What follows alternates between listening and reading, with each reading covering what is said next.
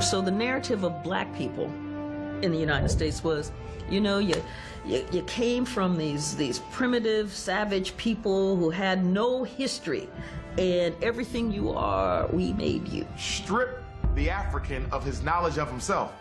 You can then replace that knowledge with any falsification of consciousness you desire.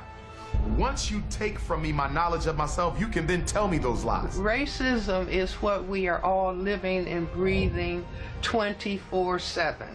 There's never a moment, a second, a minute, an hour, a day, a year for the past 500 years when race has not been the dominant reality. America has done all of these terrible things to black people, and then they complain when we do it to ourselves. We're mirroring what they have always done to us since we got off those boats.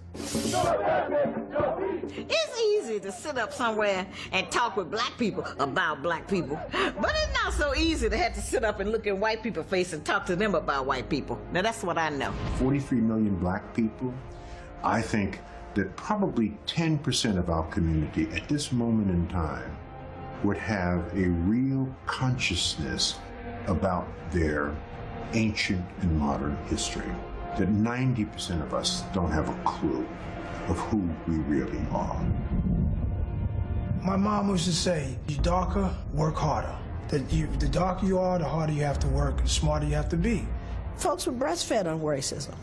Breastfed them. If you're talking about a problem in the world and you're not dealing with white supremacy, you ain't talking about the problem. There's never been a real dialogue in America about race, because whenever we start to talk about race, the conversation will venture into, well, what's wrong with black people? White people did whatever they wanted to do to black people. You know, so what are the rules?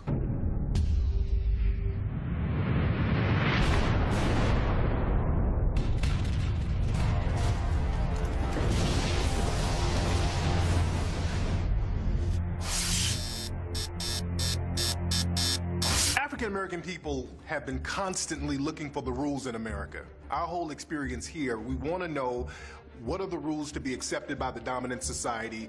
What are the rules to not experience racism in America? And every time we learn one rule, we're told those rules don't apply and there's another rule.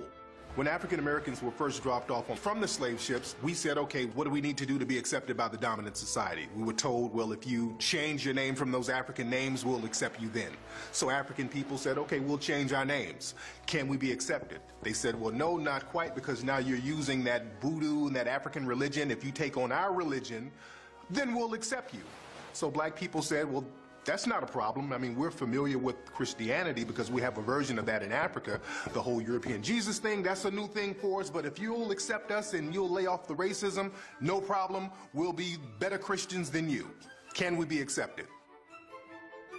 The dominant society said, well, no, not quite, because now that African voodoo is still there, so maybe if you weren't so lazy, we'll accept you. So black people said, okay, well, we're slaves. Nobody works harder than a slave. We pick all this cotton, we do all this work.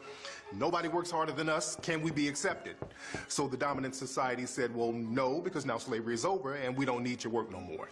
So black people said, okay, well, how about hiring us since we have all the skills? The dominant society said, well, no, not quite, because we have white-only unions, so we don't need that. So African-American people said, okay, well, look, how about we just build our own communities? We'll build our Tulsa, Oklahomas, our Central Avenues in Los Angeles. We'll build our own prosperous communities, and we'll just leave you be. How about that? The dominant society said, well, no, you can't do that, because now you're making a little more money than us, and now you're becoming a threat, so we're going to burn those little communities down.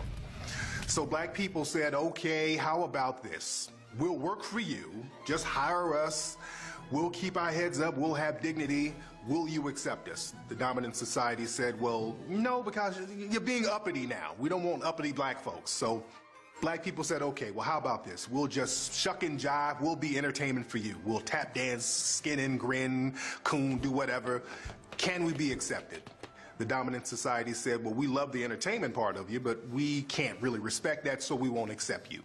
So black people said, well, we'll just drop out completely. We won't even try to be accepted by you. We'll just hang out on the corner.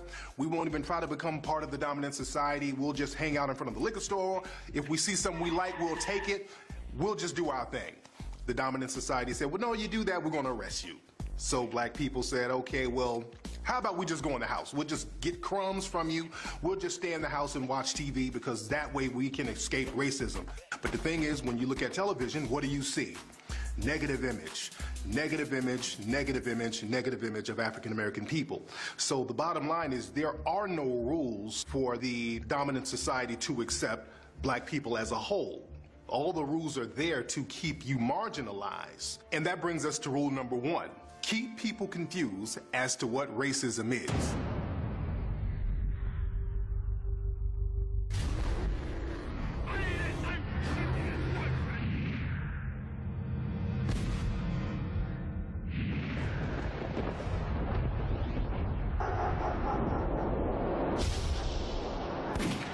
The first time I think I became aware of racism as a kid was watching cartoons.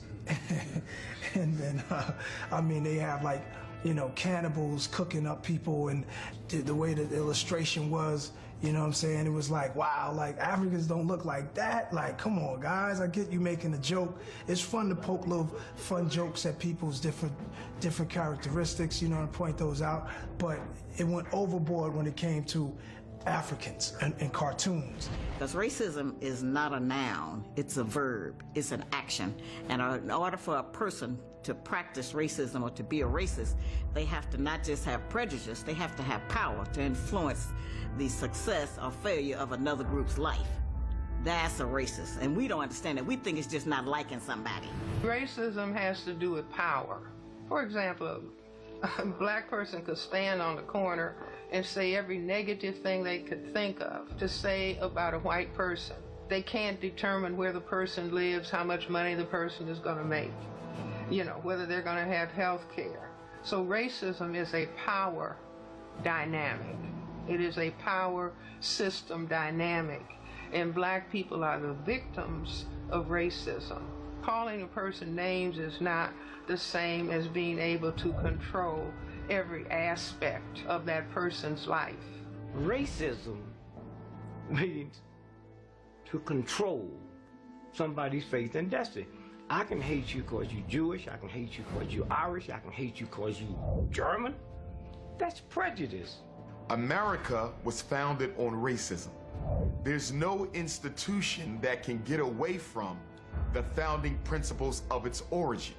America was founded on the oppression of African people, the enslavement of African people. In order for you to get away from that, you're going to have to reconstruct American society from the bottom up.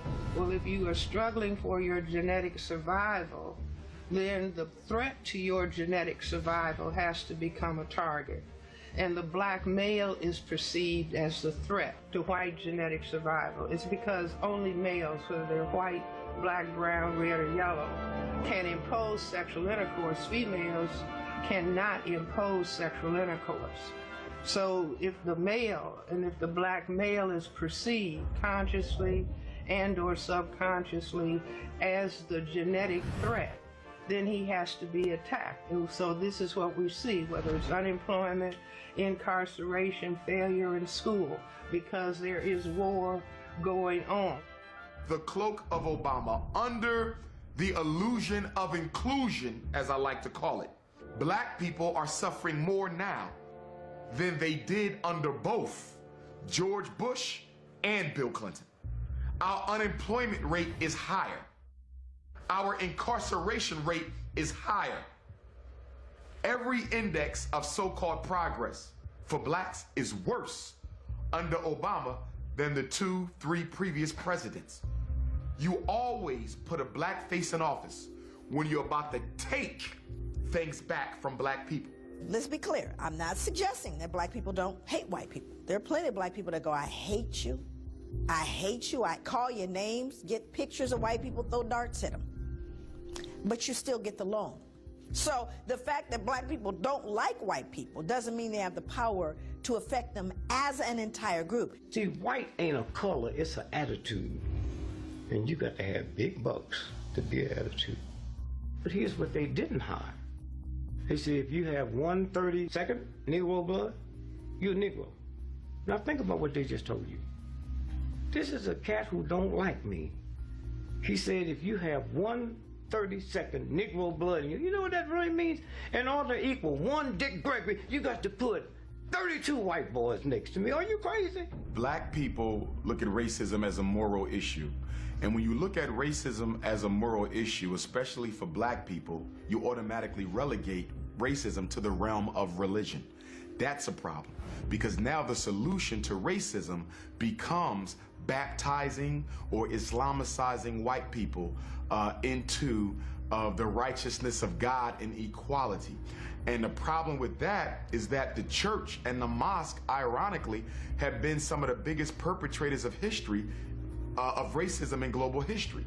The Roman Catholic Church was one of the first institutions to actually give permission, okay, for African people to, quote unquote, be reduced to servitude. To get someone to actually think that someone else is inferior, you have to raise that type of mentality to a religious level. And that's why racism essentially was given its validation through the church. And it is the church that gave it a divine presence in order to say that whatever atrocities you commit in the name of the church is justified because these people did something against God that warrants their punishment and their social status. What makes it so hard to fight it is because it's invisible. When you go to court and you sue for discrimination, when you go to court and you sue for racial prejudice, I didn't get hired because I was black. I was kicked out of school because I was black. You have to prove racist intent on part of the perpetrator. So racism, as white supremacy's chief weapon, is difficult to combat it because you have to prove that the person who committed the act of racism had the deliberate intent of discriminating against you because of color. And because we are all humans, nobody's perfect. So there's a million reasons they can use as an excuse for why you didn't get hired. He didn't have enough experience, but you really didn't get hired because you were black. There's a million reasons they can use why you didn't get hired. He was overqualified. Now look at that. You talk about some reverse racism. You told me I couldn't get the job because I didn't have a college degree. I came back with a master's. Now you're telling me I'm overqualified. So now before I didn't get the job because I didn't have enough education, now I don't get the job because I got too much. So the problem with racism is that it can hide behind everyday human errors that all of us have. Blacks was called Africans, whites was called Europeans. You know how many people don't know there was more white slaves in America than black slaves? They call them indentured servants, okay? So they came together one day and said, man, listen. And they overthrew the slave master in that whole area. So they said, wait a minute, let's think about this. Here's what we do. Let's call the Africans black folk and the Europeans white folk. That's where that came from. Nobody in the world referred to themselves as white folks. There were no people classified as white before the 15 and 1600s. As a matter of fact, the term Caucasian is a very relatively new term. It was a guy named Johann Blumenbach who came up with that term around 1790, 1795. So these are relatively new terms. Were there white people in antiquity? She asked that question. Were there white people? And certainly people with lighter skin existed. But did they perceive themselves as white? No, for neither the idea of race or the whole idea of whiteness, it didn't exist. People weren't, there was no real relevance given to that kind of idea. People were more interested in the regional stuff and where you, but there was no concept. Not until the construction of the mid-1800s notion of the Caucasian, you know, Carl von Linnaeus and Johann Friedrich Blumenbach, who came up with this whole idea of this Aryan nation, just a whole basic fictitious hot mess, did the whole idea of race and whiteness even appear. But with the emergence of that construct of whiteness came the emergence of white supremacy.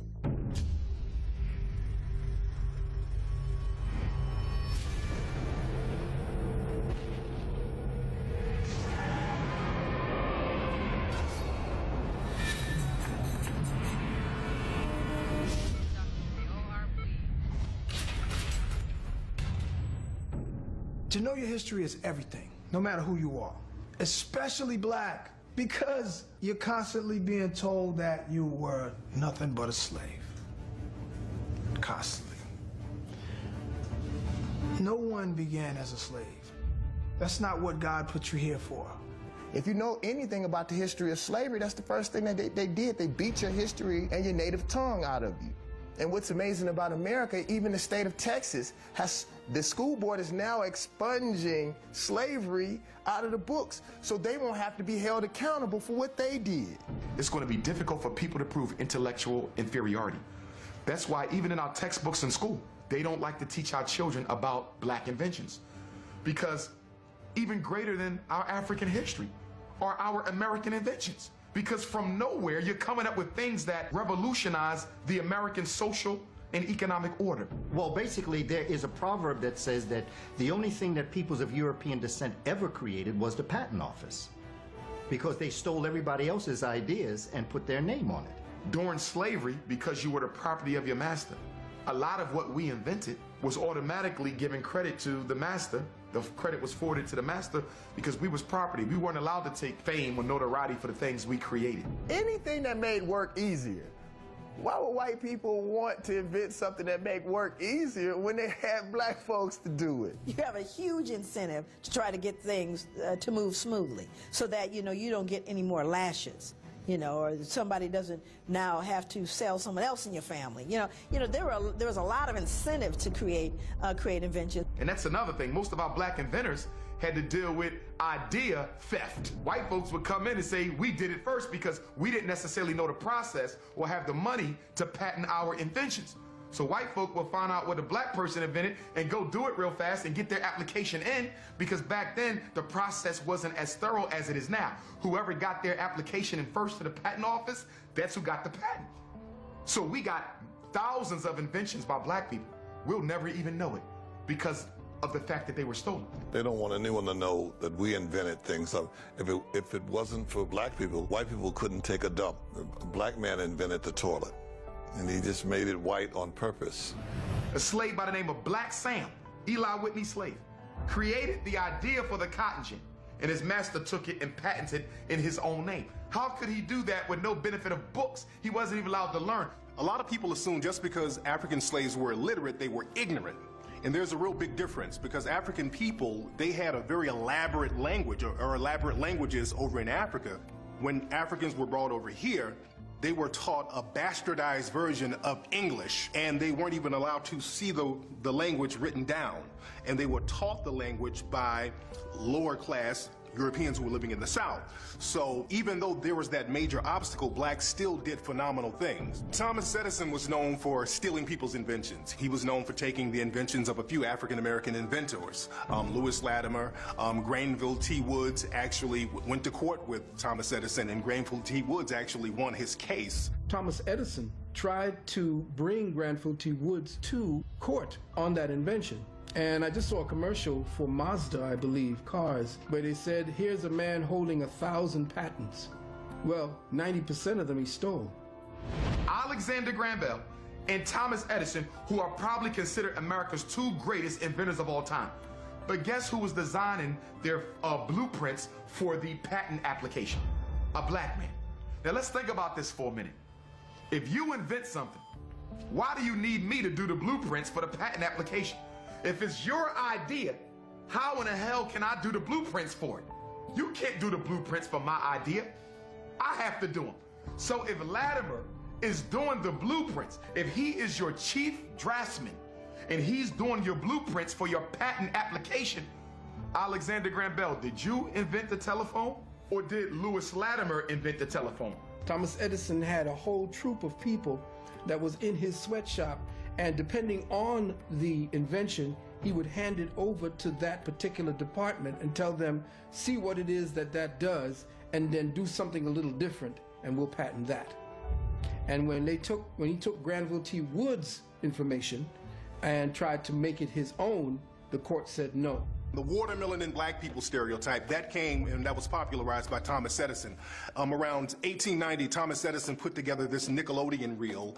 There were these African-American men who were joking around, shucking and jiving, and kind of mugging for the camera, and they were eating watermelon. And Edison filmed this, put this out, and the general public saw this, and they said, okay, African-American people must really love watermelon. And right after that film came out, thousands of postcards and all types of memorabilia flooded the market of African-American people eating watermelon. So that watermelon stereotype was popularized by Thomas Edison.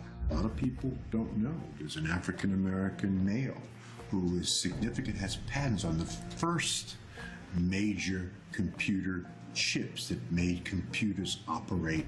Other inventors that we don't know about, essentially, who they call the father of the internet, was Philip Emeagwali, a Nigerian man who essentially created the connection for quantum bits of information so that multiple computers could actually communicate with one another. During slavery, and this is well documented by white people, many of the masters, when they were sick, did not call for the physician. They called for the big mama on the plantation, and she would come with her medicine bag that didn't have alcohol and rum. It had all types of things that she made from the herbs that she had planted. Some of them said, I don't want the doctor. Bring me the witch doctor, that voodoo woman who I own. Africans took what they brought from Africa, which would be a ground hockey, and all they did apply the game to ice. When the British were fighting the United States, there were African slaves or former slaves assisting the British in fighting the U.S. When the U.S. won and the Britons lost, many of the African Americans were sent to British colonies in West Africa, and many of the African Americans were sent into Nova Scotia, Canada, and they formed what we now know as hockey. They started to play this new game called hockey, which was something that Africans were doing in Africa. In ancient Kemet, there was a form of field hockey that they were playing, and they went into Canada and they created what we now know as hockey, and there were actually black Canadian hockey teams in the early sport of hockey that a lot of people don't know about. And there's a great book about that called Black Ice that talks about the early inventors of hockey who were men of African descent. The baddest cowboy, black or white. This man was so bad that they called him the Invincible One. Just to say that there was nobody badder than this man in the West, and that's been co-signed. The brother's name was Bass Reeves. Now, Bass Reeves was a former slave who pretty much beat up on his master to get away. When we think of runaway African slaves, we always think of the Africans sneaking away in the middle of the night, hiding, ducking and dodging behind trees, hiding in bushes, hiding in rivers. Bass Reeves decided he was not going to be a slave anymore, and not only was he not going to be a slave, he told his master, I'm going to beat you up before I leave. So he beat up his master, escaped and got away and went into Oklahoma, which was like an outlaw territory. So he actually got away and became very prominent in the Old West. When they began to open up the Oklahoma territory, they needed to recruit people. And they recruited him because he knew the Creek language, he knew the Muskogee, he knew how to speak the Seminole language. He knew all of the natives of the area, and he sat with them to learn about their traditions. The real life of this black man, Bass Reeves, became the mythic legends of Hollywood white cowboys. He brought in 3,000, count them, 3,000 bad guys. I'm talking about the worst murderers. He got 3,000 of them, killed 14. All of who the Lone Ranger became when you saw him on TV was actually the life of Bass Reeves. African people, in many ways, the Underground Railroad established African people moving west and establishing places to be able to protect them. And so in the study and the research of the Underground Railroad, you will find that there are African-American communities that were established and have been there from before people can actually talk about it historically. Many people don't realize that African-American people founded and settled many cities around the country.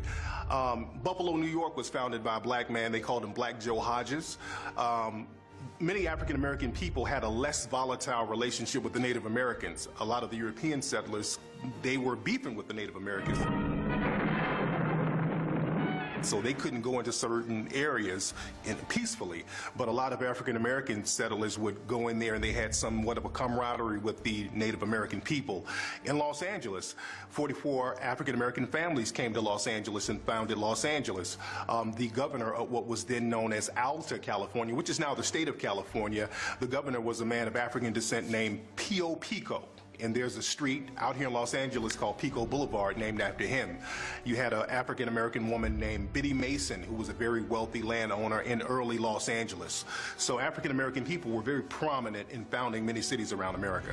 Chicago was a city founded by Jean-Baptiste Pointe-du-Sable, a brother of Haitian background coming up through and founding this city, Chicago, because that is what the indigenous people called it in this part of Illinois. Now, Seneca Village really is a misnomer for Senegal Village. Seneca Village was a community in New York City that was purchased by freed Africans. When the enslavement of African people was abolished in 1827, Senegal Village became a meeting place for African people in general.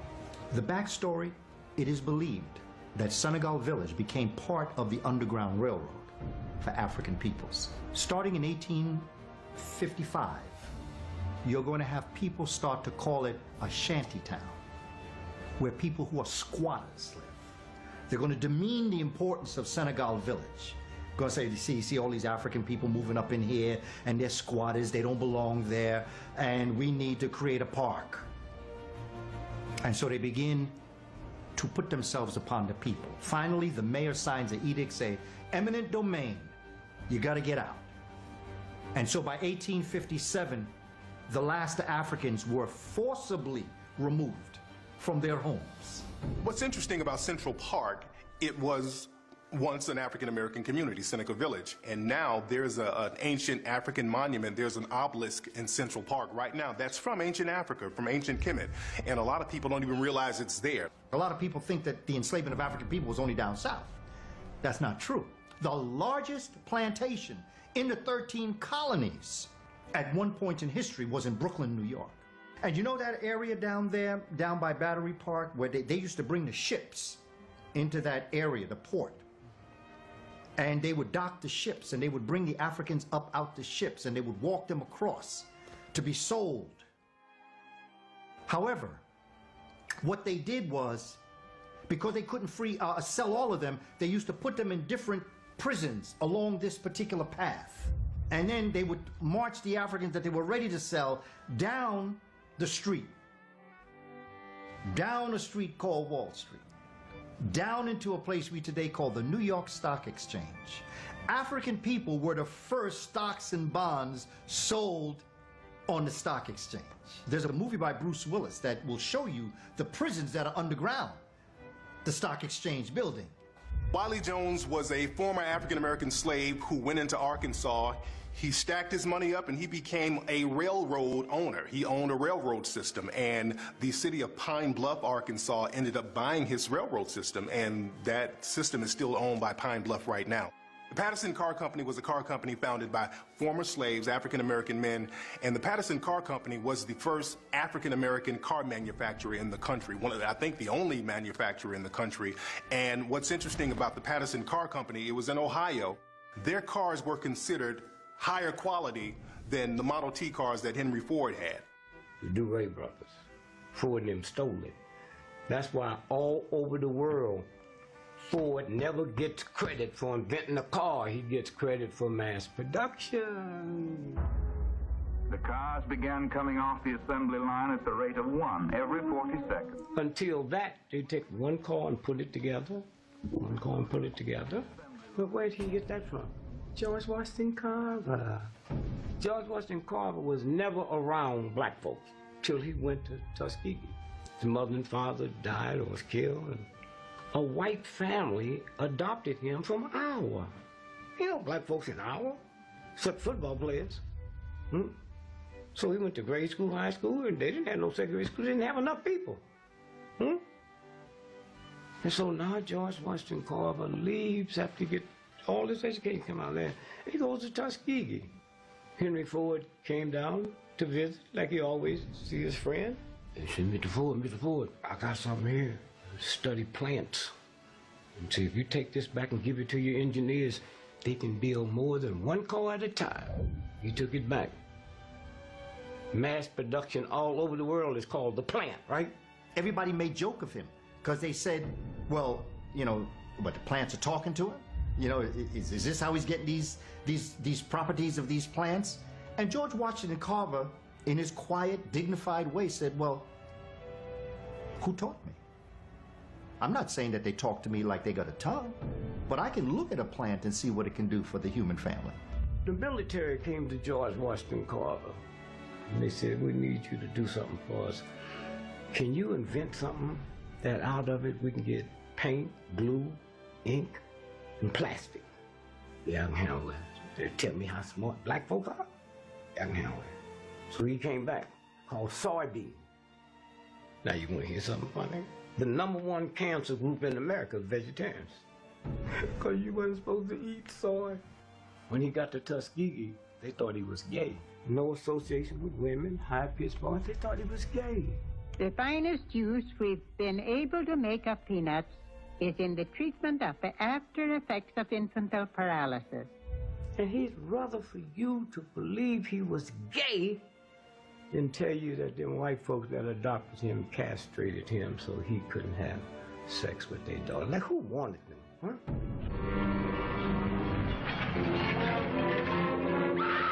Did you see King Kong, New York City, Empire State Building? That's about Jack Johnson and the white ladies. Why would the gorilla go to New York? They ain't got no bananas, and Lord, no ain't no trees. Why did they go there? The boxing capital of the world is Madison Square Garden. If you don't know how to break it down, you know. Johnson controlling the pace of the fight. We have to understand that in our celebration of Jack Johnson and that one-on-one, mano-a-mano, man, this is you and me, and this is what we're going to deal with. There were lynchings the day after every fight. And that's very important to understand as it relates to the psychology. He used to love to drive. He used to love the speed. And he'd be speeding someplace, and the police would stop him. And because they saw that he was a person of African descent, because they saw the car that he was driving, some may have known who he was, but they said, well, what this man doing with this car? They would fine him. They say, okay, we're going to give you a ticket for speeding.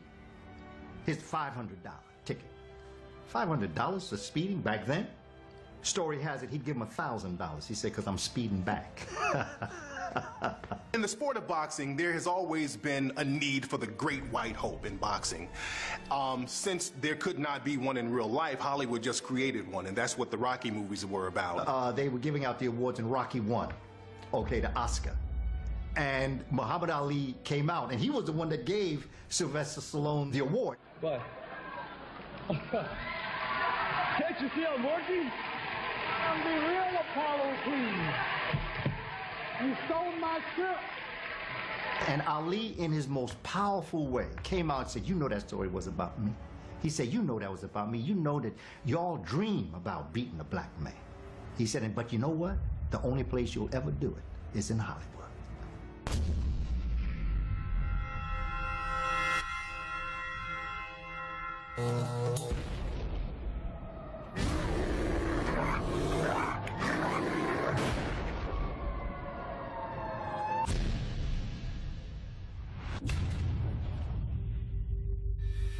This is a society that loves women.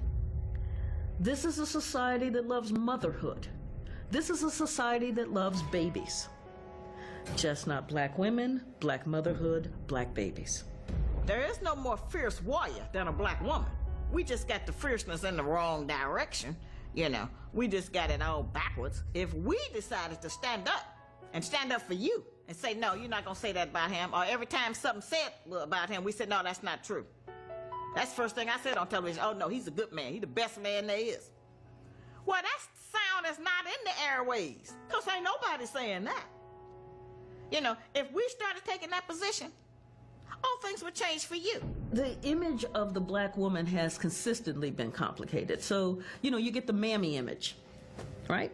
And that mammy image was one, you know, the kind of Aunt Jemima. The mammy image, coming from slave days, was one who was really good to massa, but knew how to control her own people, particularly knew how to control the man in the slave community.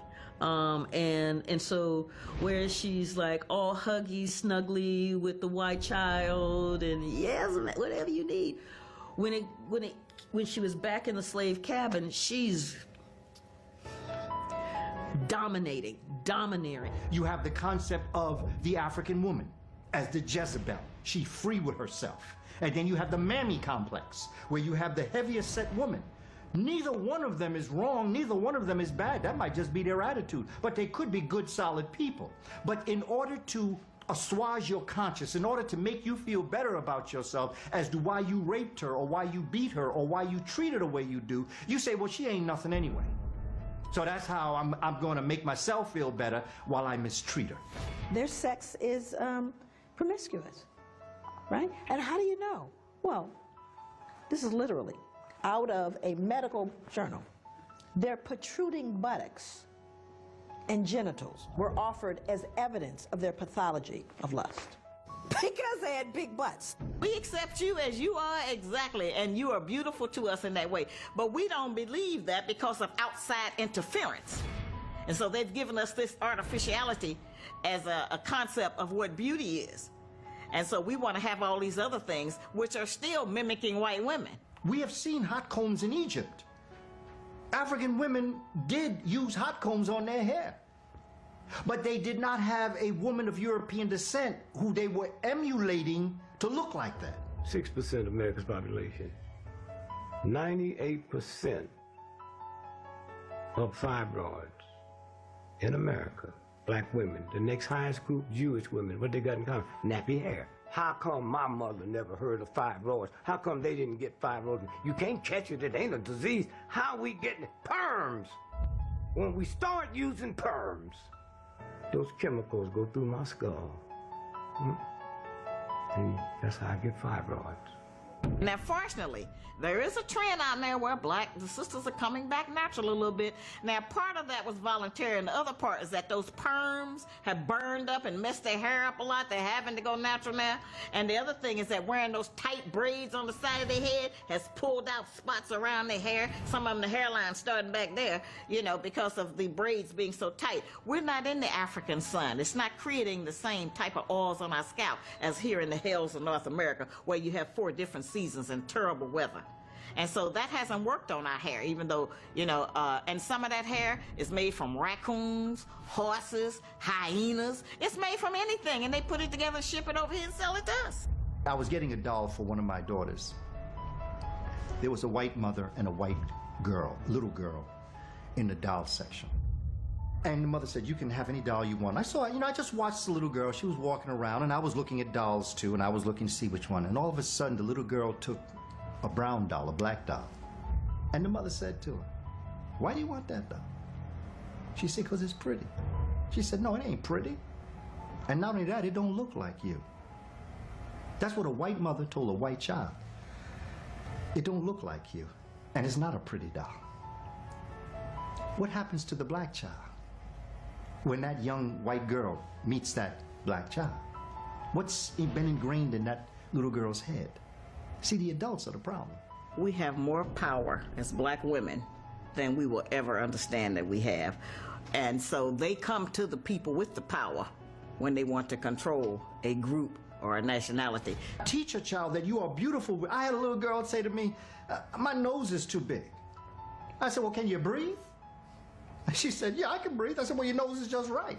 When they make baby food, they really make it for the mother, because the mother's not going to give the baby nothing that she don't like. So baby ain't never had sugar and salt, pepper, and chemicals. So the baby is sitting in your lap, and you feeding it, and they see that white baby on there. You don't see it. They see it. And every time she puts in there, a good feeling run through their body. Now they got tests that you can flash a white child, and a good feeling run through your body even after you're grown. Slave mistress, she didn't allow black women to nurse her baby because she didn't produce milk, because nature will produce milk in a woman's breast if she has a child.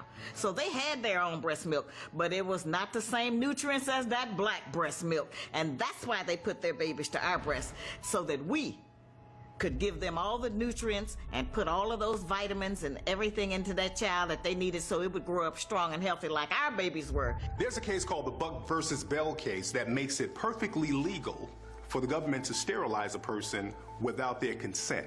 And they can sterilize people they deem as undesirables. And that case has never been overturned. That case came from 1927.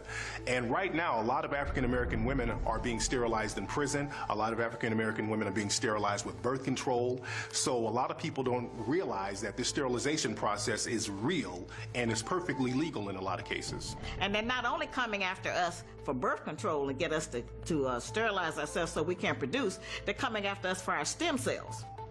Because this is what the white scientific industry is using now in order to come up with all of these new technologies and discoveries about how to save their lives, how to be youthful, how to do heart repair without surgery and all of that. All of that comes from stem cells, hysterectomies of the 70s and 80s. See, that was the way to sterilize black women then. Oh, every other black woman you met had a hysterectomy. Okay, just take all of the organs out and don't have to deal with it. When I say slavery to you in America, what do you mentally? What do you see? You see black men and women with things on their neck, you know, chains, and on their feet so they can't run away.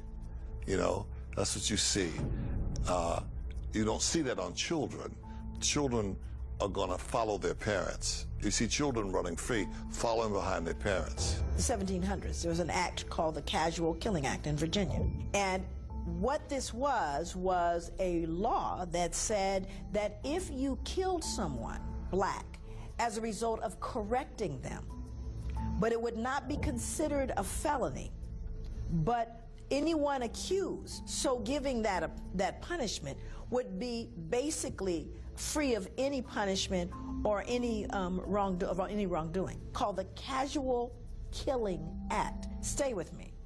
That means you were beating people to death, essentially. What we're talking about here is folks that were beating people to death to such a degree that you had to create a law to protect you from it. Now then, of course, if one looks closely, we go, who then were they trying to protect that was beating someone to death so frequently that you needed a law to protect them? And that would be white women who were beating black children to death. Because, well, whose children were they really? There's the case down in South Carolina where the police had rounded up this woman's husband. She went down to the jail talking about, you know, my man didn't do this. You let him go. Well, she didn't know her place. She was 8 months pregnant. She didn't know her place. The lynch mob took her, stripped her naked, strung her up. They notice as she's gagging, because, you know, they're hanging her, is that her stomach, because she's naked, is quivering. So they get a knife and they slice her belly open. The 8-month baby comes out and they stomp on the baby's head. Nothing happens. The youngest person electrocuted in this country to receive capital punishment by the government was a young African-American 14-year-old boy named George Stinney, and he was falsely accused of killing 2 white girls.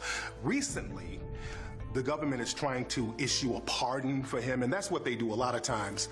When we suffer injustice, they'll wait 50 or 60 years in order to give a pardon or to try to right the wrong after the fact. I think they'll try to probably do that with Trayvon Martin 40 years from now.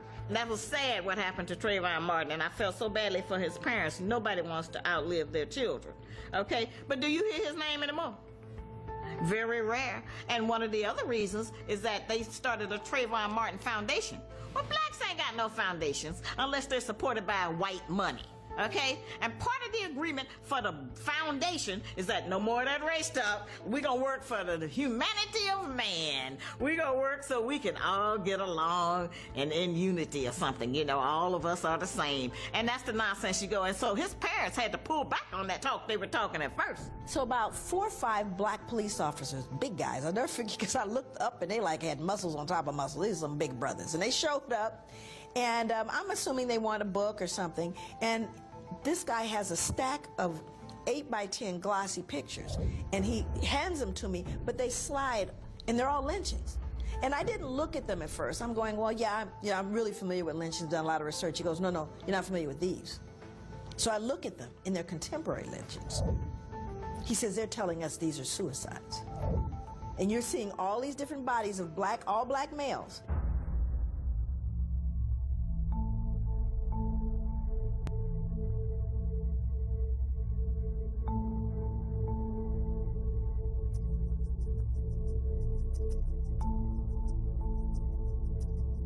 He worked in a drugstore, and he sent a white girl that he worked with a Christmas card. Her father clocked. Her father got the lynch mob together. They grabbed that 14-year-old boy, and they grabbed the boy's father. They went out to the bridge. They beat the crap out of that boy. They tied his hands. They bound his feet. They yanked the father's head to force the father to watch as they threw the boy into the water, alive with his hands bound and feet bound, to watch his son drown. If a white group of boys do something, they'll say, 4 white teens broke into a store downtown. If a black group of boys do it, 4 black men broke into this place and did this and did that. They use a different language for what they give their children and what they give ours.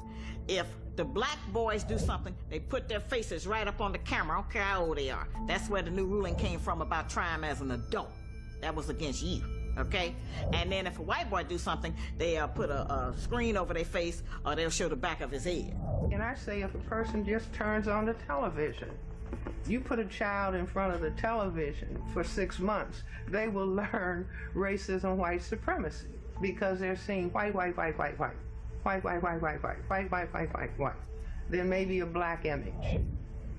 Hopefully one that's constructive, but many times not. So the culture is teaching itself 24/7, as all cultures do.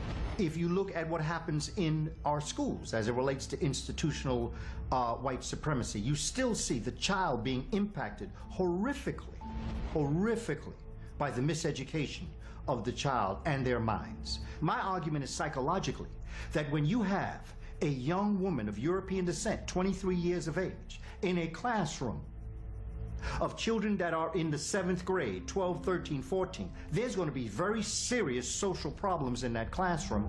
Many times when a young African American may act out in class, that teacher takes it personal and believes that he is attempting to cause physical harm to her. A sister in the class, at least, not all sisters, but I know a lot of sisters, something go down, she say, hey, Kwame, sit down, man, stop. She doesn't take it personal because she probably has a little Kwame at home, that she sees him as a young man that's just doing his thing. The teacher said that he was making sexual advances towards her.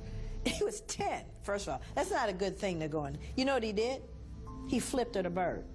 I said, no, he wasn't suggesting sexual intercourse with you. He was telling you where to go and how far. But you see, again, that's where she went, because she sexualizes all black males. That's what her dad probably told her about black males, even at 10, who doesn't even have any legitimate amount of testosterone to even be thinking about her. But still, you know, again, but that's what's been told. All black men are trying to rape white women, right? When in fact, the opposite was true. We have this statistically. We know who was being raped. It wasn't white women. But isn't that what's out there?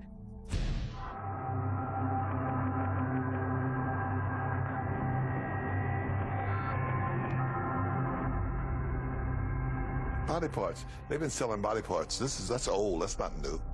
That's why black people don't like to go to hospitals. They go to get their toes clipped, their fingernails clipped, and they wake up and their foot's gone. They've been utilizing the organs of black people for years, the organs and the body parts and the members of African-American people, and that goes back to George Washington. There's a long-time myth that George Washington had wooden teeth. We've heard that myth growing up in school. The reality is George Washington did not have wooden teeth, because common sense will tell you you can't put wood in your mouth, it gets wet, and wet wood is useless. What George Washington did, he had the teeth of his African slaves yanked out of their mouths, and he made dentures out of these teeth. And they're on display. His dentures are on display at museums right now. And that just goes to show the history of African people having our bodies mutilated and our members disfigured and mutilated for the betterment and benefit of the dominant society. In America, at least 2,500 black people go missing every year. At least. Never to be found again, not killed enough, you just don't find them again. Why doesn't that number ever go down? How can you constantly have the same amount of people? Are you trying to say the same killers go out and murder the same amount of people every year? No. Somebody is taking black people off the street. There's been stories on this. Kidnapped by the government. Kidnapped by organ traffickers. Drive-by shootings is organ stealing. I'm worth $50 million and I need a kidney. And you know, kidneys are pretty sensitive. You gotta find somebody who really got the kidney that matches yours. You think I'm gonna wait till somebody die for me to get one? If I don't get one soon, I'm gonna die. So guess what I'm gonna do? I'm gonna pay somebody to go research people. Okay, let's go look at all the black organ donors. Let's look at all the black people who got organ donor on their driver's license, which is why I'm not a friend of that. I say, if you wanna donate your organs, put it in your will. Say that if I die, this can go to my family, my relatives, my friends, or whomever. But when you put it on your license, I believe you make yourself a public target. And so what did they find? We got a guy in Los Angeles. He has the same blood type as you, same kidney type as you likely. He healthy though, he ain't likely to die no time soon. He don't know you, so he ain't gonna give you no organ for free. So guess what we're gonna do? We're gonna arrange a murder that makes it look like he was in a car accident. We're gonna arrange a murder that makes it look like he committed suicide. So the next thing you know, you coming out the gas station, boom, you get hit by a Mack truck, you dead, gone. You get taken to the funeral home, your family come to the funeral, they don't know that before your body got laid to rest, a little hole was poked and they pulled your kidney out. A lot of people don't know, when you get arrested or even when you get convicted, a lot of times law enforcement or police will swab your mouth for DNA. And now they have your DNA record on file, they have your genetic information on file. And you have to understand, with law enforcement, a lot of times they'll sell your information to tabloids and, like, especially celebrities, they sell their information to tabloids and magazines and news outlets all the time. So it's not a stretch to believe that they won't use your DNA or your genetic information for nefarious reasons. You, my son, cops come by and inform me you just been shot dead. You don't have jurisdiction over that body. That's the coroner. You can't get that body till the coroner release you. So we'll get released, we go down and pick it up, and I see all these cuts and these stitches. I just thought they was doing a routine investigation following the fact. I didn't know they took your organs. I'm under all this stress, my son is dead. Now you buried now, I can't dig you up because the court got to have permission. Most of those cases is organ stealing. It's been known for a long time, even back in slavery times, that black organs were considered superior genetically to other folks' organs. For example, whenever there's a transplant, okay, especially when rich folks get heart transplant, liver transplant, kidney transplant, they like white, they like black organs. We had a famous case in Pennsylvania, Governor Casey, who was one of the most racist governors who ever lived, back in the late 80s, early 90s. He had a heart transplant. Guess whose heart they gave him? A black person's heart. Down in Georgia, there was a case of an African-American 17-year-old kid who was found mysteriously dead at school. He died in the gym, they did an autopsy and they buried him. His family, they weren't satisfied with the results because they still wanted to know what happened to their son. They had the body exhumed, found out that his organs were missing and his body was stuffed with newspapers, and people are still trying to find answers. The officials down there in Georgia, they act like they don't know what's going on. There was another case out here in California. A young African-American man was found dead in Death Valley in the desert. All of his organs were missing. His liver, heart, lungs, kidneys, all gone. There's a case in the UK recently. A Somalian girl was brought over there for organ harvesting. They found out that they were going to harvest her organs and they stopped that. There was another case in Asian couples. They went over to Africa. They adopted a black girl. 2 weeks later, she was dead. So these cases of organ harvesting are just going on all over the world, and people are being real quiet about it. The Rodney King riots. The cops arrested 18,213 black folks. They couldn't account for 10,000 of them. That's what happened in New Orleans. Remember when you saw those helicopters? They were picking up all them black babies and taking them up in the helicopter. And my husband and I sit there and said, we wouldn't have sent our son with them. I don't care who they was. We all died in the water together. We wouldn't have sent our baby up there. And they never got a bunch of those children back, as we all know. Organ harvesting in Africa, it's a business. In fact, they've set up so many sophisticated places around the so-called third world where there are nations like France, England, New Zealand, Israel. All these places now are looking in the impoverished areas because mostly in these impoverished areas like Brazil, places in South Africa, right here on this continent, wherever there's poverty, there's crime. And wherever there's crime, you know there's a lot of deaths and there's a lot of shooting. They are killing black people for their organs. Think about it. Organs are the only commodity that people must have to live that you cannot buy in a store. So if I am sick and I need a heart, I can't buy that. And we know all the problems with the fake hearts. That they can give a pacemaker to a bad heart. But what about when the heart needs to be replaced? You gotta find a match, and it ain't none on the donor list, and I'm worth $50 million, and I could care less about black people anyway? Guess what? Somebody gonna get shot in a drive-by. Switch over to Haiti. Jean Bellerive, at the time, he was the prime minister at the time when Haiti was hit with that earthquake that killed over 130,000 brothers and sisters down there in that island. They had a report on CNN with Jean Bellerive, and he said specifically that there was organ harvesting and child kidnapping going on. And we have already reports of a lot of trafficking, even of organ trafficking. Of organ trafficking? Yeah. Now, already. Of the victims of the earthquake? Yeah. So, do you know that for sure? Yeah, I know that for sure, and it was discussed in Montreal during the conference. If you live in Los Angeles and you want to adopt a black child, why not get one from Los Angeles? You have every age, every skin color, every hair type, whatever you want, it's here. Because black kids are not being adopted by black people. But instead, you want to go all the way to Ethiopia and get one. You want to go all the way to Haiti and get one after the earthquake. You want to go all the way to the Middle East and get one. And East Africa and a Middle Eastern country, I believe, are the two top countries for international adoption. Why? Because they have poor supervision and tracking processes. Once you get a baby from Ethiopia, and as we know, Ethiopia is one of the poorest countries on the continent. Once you get a baby from Ethiopia and bring them back to America, the Ethiopian government and their adoption agencies really don't have the technology or the resources to follow up and see what you're doing with that child. In fact, I've read articles on it where they say that after about 6 months, we never hear from the child again or the person who adopted them. They'll take their children, a lot of them because they're desperate for money, and sell them to a white family as a maid. They don't know that the husband gonna be in there raping the child, boy or girl.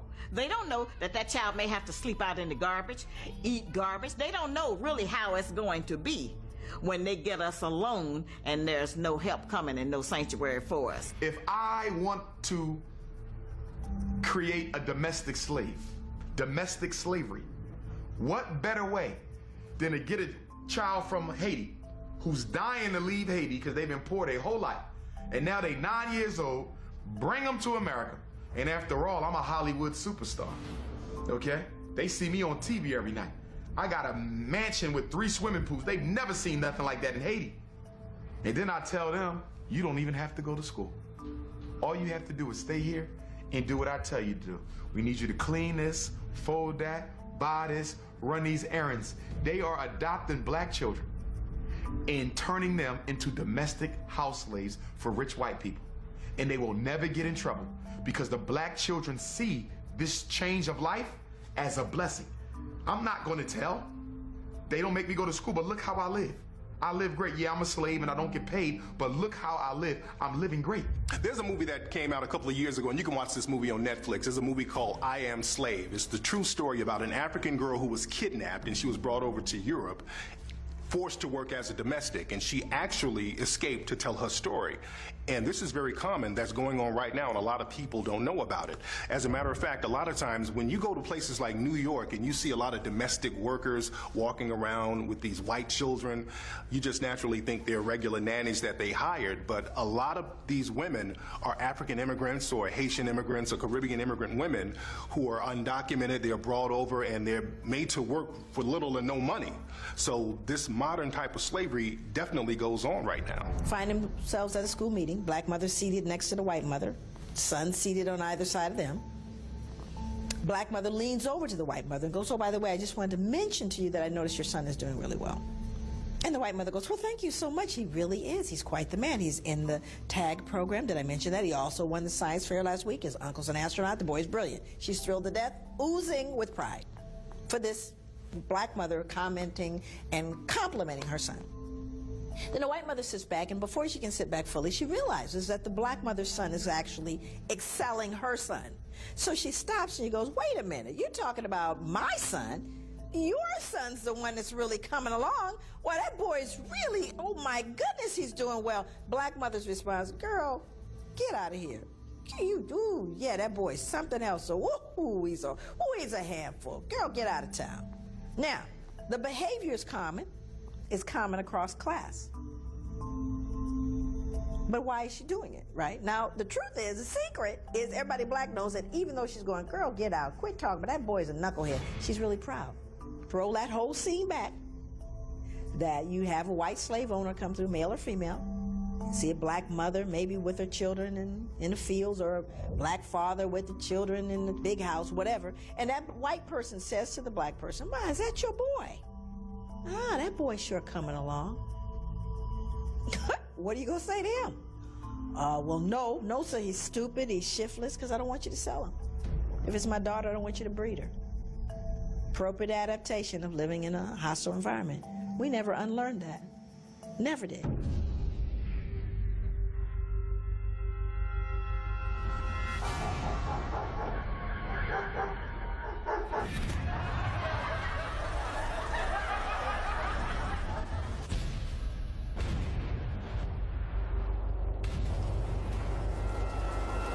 When we were put into slavery, we were beat into submission, and the person that we looked up to was the slave master.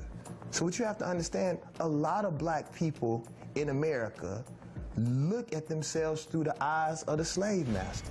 We feel the same way that they feel about us. We want the same things. There have always been laws that would pit African American people against other African American people.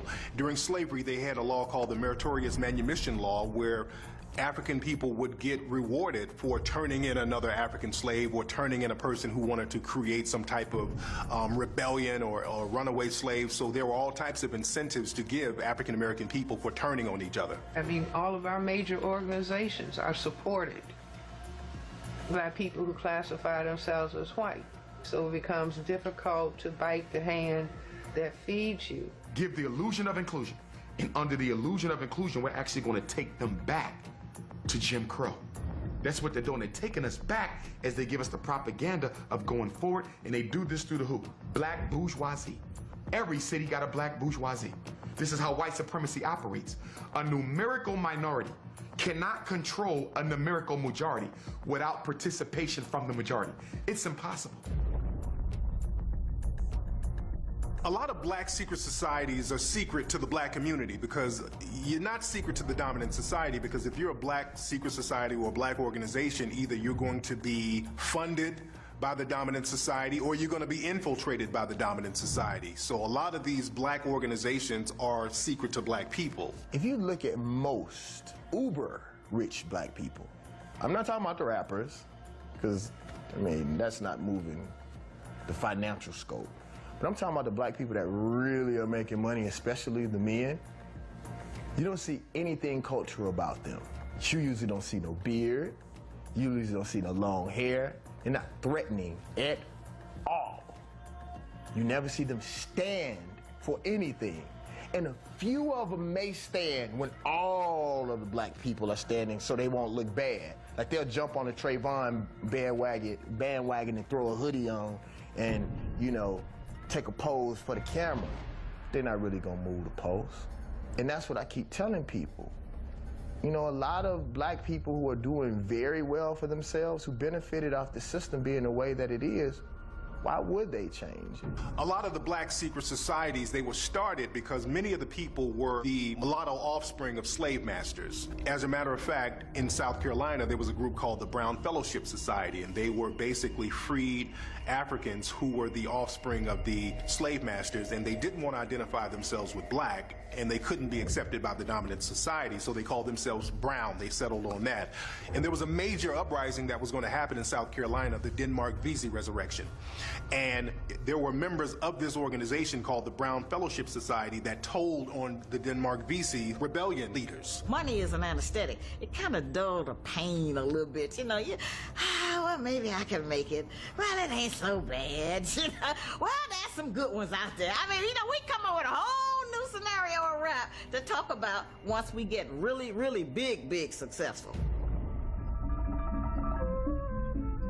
Flat and impoverished, it is the last place on earth to look for the extraordinary or for the shadow of greatness. For generations, black people have been economically disenfranchised by different laws, different types of public policies. So because there's economic deprivation, it's very easy to find black people who need the money and who are willing to throw other black people under the bus for money. So this is why it's important for African American people, or us in general, to have rules and integrity when we're trying to get our paper. Because like they say, man, all money is not good money. There's tons of millionaire rap artists alone. 20 years ago, there was no record deals. There was no shows for just anybody. Now everybody's touching some money. So what rules? The rules is go get money. So all the rules went out the way. All the rules were forgotten. You know what I'm saying? And what happens is dudes get lost because they never had to follow no rules. They never looked up to anybody that was a stand-up person. So it's all about paper. There is no rules. So what happens is they wind up one day, I got a little money and I don't know why I don't have no real respect. Because they forgot to look at the examples before them. What did a promotion mean for black folks? Let's just take a look at what promotions meant. Okay, if you're promoted as a woman, the likelihood is you are either going to be a breeder, right? You're going to end up getting bred or passed around as a favor, right? So there's fear around, inherent fear around being promoted. If you're a man, you get promoted into what? An overseer? So then you get promoted into being my oppressor. So I'm not all that interested in you getting promoted. Or maybe, you know, you get promoted into being a stud, right? You get promoted into, here's another one, being a preacher. Interesting, all the things that happen around that. At one time, the churches used to be a place that was some power for us and where we could go and have certain discussions or mobilize and things. Well, faith-based money that Bush came up with eliminated that, because once the churches applied for and got that money, they couldn't say nothing else about racism no more. They bought them out. There was another organization called the Blue Vein Society down in New Orleans, and they were called the Blue Vein Society because they were mulatto black people who would only let other light-skinned black people in the organization. The rule was you had to be light enough so they could see your blue veins. That's why they call themselves the Blue Vein Society. Even now, and until recently, a lot of so-called black organizations, they've had this brown paper bag test. You had to be a certain skin tone in order to be accepted. So there are a lot of these black secret societies that take on a lot of the negative viewpoints of the dominant society, or that the dominant society have of other black folk. We know that the first full-time FBI agent in American history, black agent, was actually hired to infiltrate the Marcus Garvey movement, working under the supervision of J. Edgar Hoover to destabilize it. African American people are the only people who are rewarded for turning on other African American people. You don't see that with other people in the dominant society. You don't see Latino people being rewarded for turning on other Latino people. You don't see Asian people being rewarded for turning on other Asian people. But if there are African American people who are willing to talk badly or negatively about other African American people or throw other African American people under the bus, they get book deals, they get TV shows, they get radio show deals. So there are all types of rewards and incentives for African Americans to throw other African Americans under the bus. And this comes directly from slavery. You know, at one time, the black man had to grin and smile all the time. Everything, it didn't matter what. You had to keep grinning, keep smiling. That was to show all of the white people that you were not hostile and you was a happy Negro.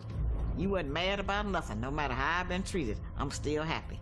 In the history of America, there have always been compromising black people who would do things to compromise the rest of the community. And there have been several names historically for black people who do things like this. The sellout, Uncle Tom, Mammy, Coon, I mean, all types of names utilized for people who will compromise the rest of the black community. You can't be born a coon. No, you have to practice being a coon. Practice grinning, practice bucking your eyes. Yeah, it's hard work to be a coon. Mm-hmm. Well, that man is just wasting money. From coon to tycoon. The United States Army Office of Intelligence hired a black man by the name of R.R. Moton. This is going to blow people's minds. Booker T. Washington's vice principal at Tuskegee Institute was a paid undercover intelligence officer for the United States Army, whose job was to spy on Booker T because they were concerned that he was using Tuskegee, and they were correct in their suspicions, as a hideout for black revolutionaries away from the Klan and away from the government. We know that the man who infiltrated Malcolm and served as one of his security men, Gene Roberts, was an agent, and then after he brought Malcolm down, he goes and brings the Panthers down. So they used him again after, because nobody knew who he was yet. So they was able to use him again, and then he brought down the Panthers. There is one thing that we have to be dealing with, and that is the issue of total emancipation and liberation of our people. And if that's not the deal, then you're not part of the solution. And so we have to look at this very carefully, and we have to let folk know, whatever they may be, with all those minorities, if we all came together, we would understand we are the majority. But as long as we are divided, we will be conquered. And as long as they can play one group against another group, whatever it may be, whether it is the internal Willie Lynch syndrome or whether it is a cultural Willie Lynch syndrome, we will always be controlled, contained, and dominated by the true minority.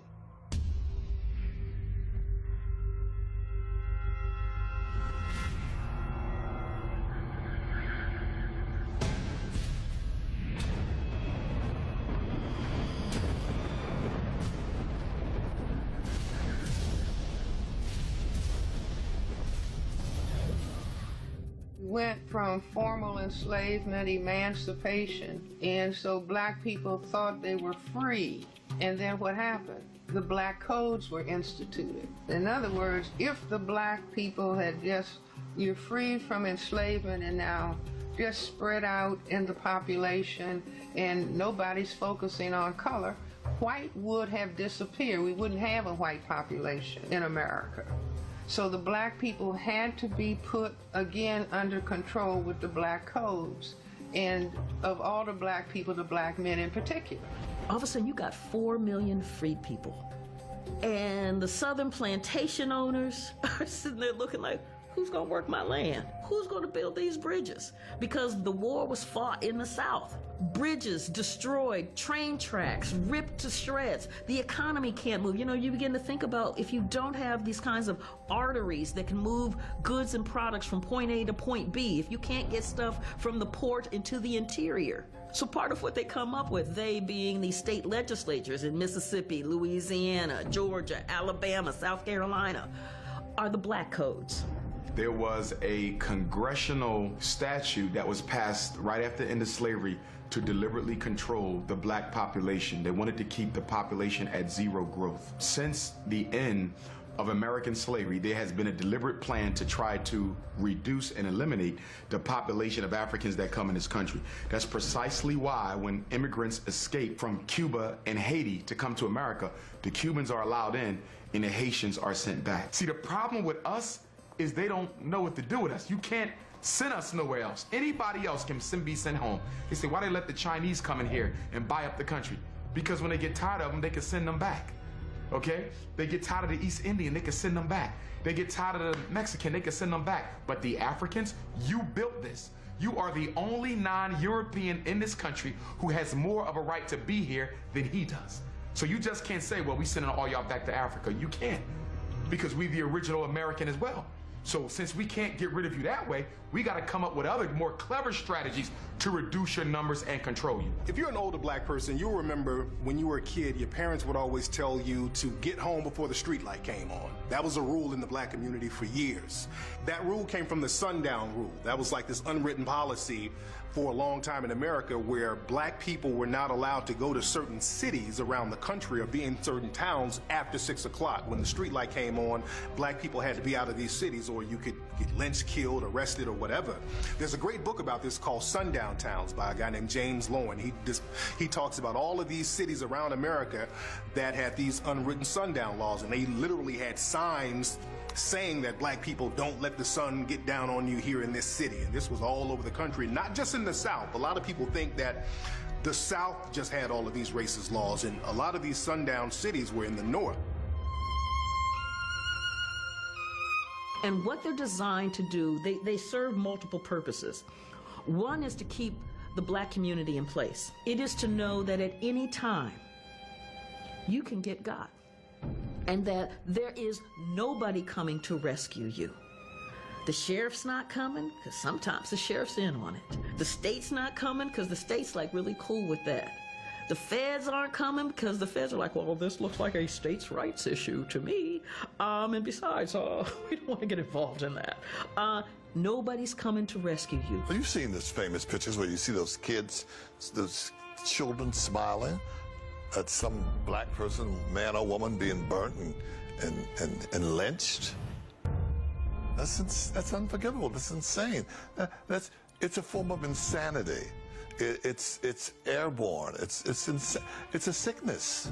But what spectacle lynchings were, they were an event, and they would announce the lynching. They would order special trains because, you know, everybody wanted to see this lynching. And so they could get people to the lynching site. They'd sell tickets, and they would announce it in church, you know, so they, you know, they're reading the announcements. Oh, and so on Easter Sunday, we're going to have da-da-da-da-da-da-da-da. And on Monday, right after Easter, there's going to be a lynching of a Negro. Special tickets will be sold. Be sure to bring your picnic baskets. Concepts of pick a nigger becomes picnic. They would have festivals, and the entertainment was to kill a person of African descent.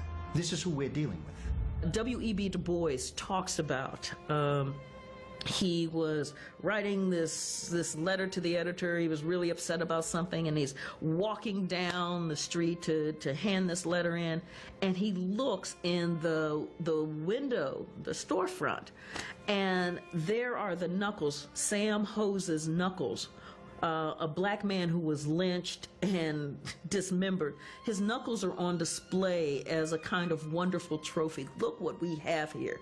And this is when Du Bois is like, oh, this is deeper than I even thought about. It goes back. The Romans had a thing about putting African people on wood. They called it crucifixion. Moving aside from the religious concept, historically speaking, that did occur. But they didn't put them on a cross. They put them on an X, hands and feet spread. And the taking of their genitals and the cutting of their bodies, the organs, and and eating it. Vlad the Impaler put people on wood. They enjoy the relationship of blackness and people to wood. Envy, jealousy, envy of the power that you as a black man have. That's why they always wanted to castrate you, because the sperm that you carried could completely eliminate their race and nationality. That's a lot of power, because they can't make nothing but their own kind. You can make any kind. They're always trying to put something, blame some area. It's all America. If you're in Mississippi, or if you're in California, if you're in California is a myth. They're always pretending California is very liberal, and, you know. I think Mississippi burned, what, once? Maybe twice, during Martin Luther King and Kennedy. Maybe twice, 2 or 3 times, I don't know. But up north, California has burned what? You don't have enough fingers to count. The North gets a pass. The North gets a big pass. So, you know Mississippi. I mean, but, you know, you think about what King talked about when he went up to Chicago and hit Cicero, Illinois. And he's like, ooh, this is worse than Mississippi. Well, this is a terrible thing. I've been in many demonstrations all across the South, but I can say that I have never seen, even in Mississippi and Alabama, mobs as hostile and as hate-filled as I've seen here in Chicago. And all these things come about at the same time, the 70s. Right after the 60s was over, America said we can never let this happen again. We had Malcolm X, Elijah Muhammad, Martin Luther King, Medgar Evers, Huey P. Newton. The Black Power struggle and the Civil Rights Movement wore America out. It wore them out. When that was over, they said we ain't never gonna go through this again. If it had melanin and if it wasn't comfortable with being in its place, it was a threat to J. Edgar Hoover, who led the FBI. So J. Edgar Hoover was after Garvey, Marcus Garvey. I mean, you go through the FBI files, they were tracking the NAACP because they thought the NAACP was too radical. And so J. Edgar Hoover put out or made a black think tank, or he put up a black department in order to monitor all of the so-called charismatic leaders of that time. And he had a file on Martin Luther King. He had a file on Stokely Carmichael, or Kwame Ture. He had a file on Malcolm X. He had a file on the Nation of Islam. In fact, his people had infiltrated the Nation of Islam and all subsequent organizations thereafter. Marcus Garvey made more money than anybody in history of America that wasn't on the stock market. That's what they busted him for. The reason for so much crime is not white racism, it's because of all of these single black mothers having all of these kids out of wedlock and no fathers are being around. That's the new narrative coming from many of those in the right. And that theory has a lot of holes in it because the black crime rate has always been disproportionately high in America, even before the so-called breakup of the black family in the 1960s. See, before 1964, most black families were together. Most black couples were married. So the father was in the home.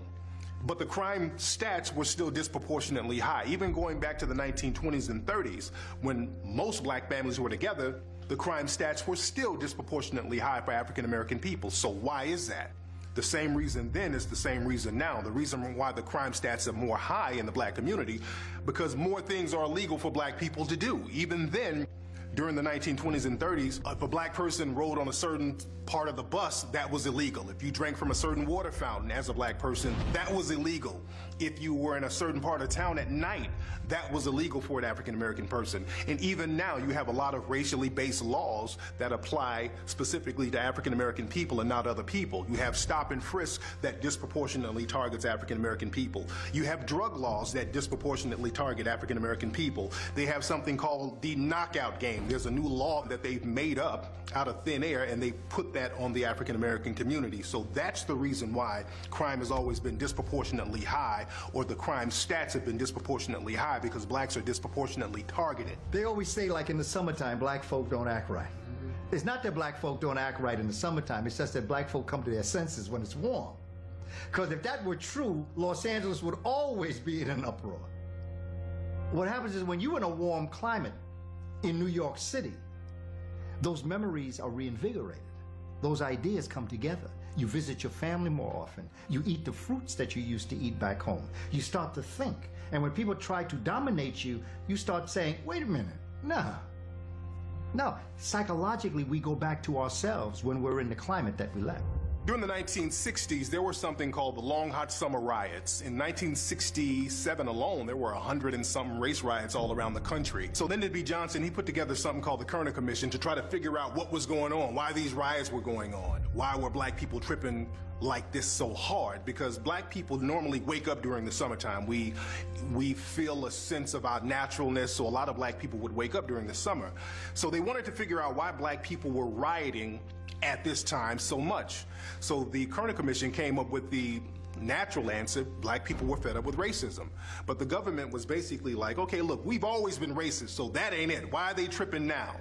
So there was a guy named Moynihan, Senator Moynihan, who was also a sociologist. He came up with a theory, and he said basically, after the Civil Rights Act was signed, America kept making all of these promises to African American people that the government knew they weren't going to keep. They kept telling black people they're going to get equality, equal housing, equal jobs, fair this, equal that.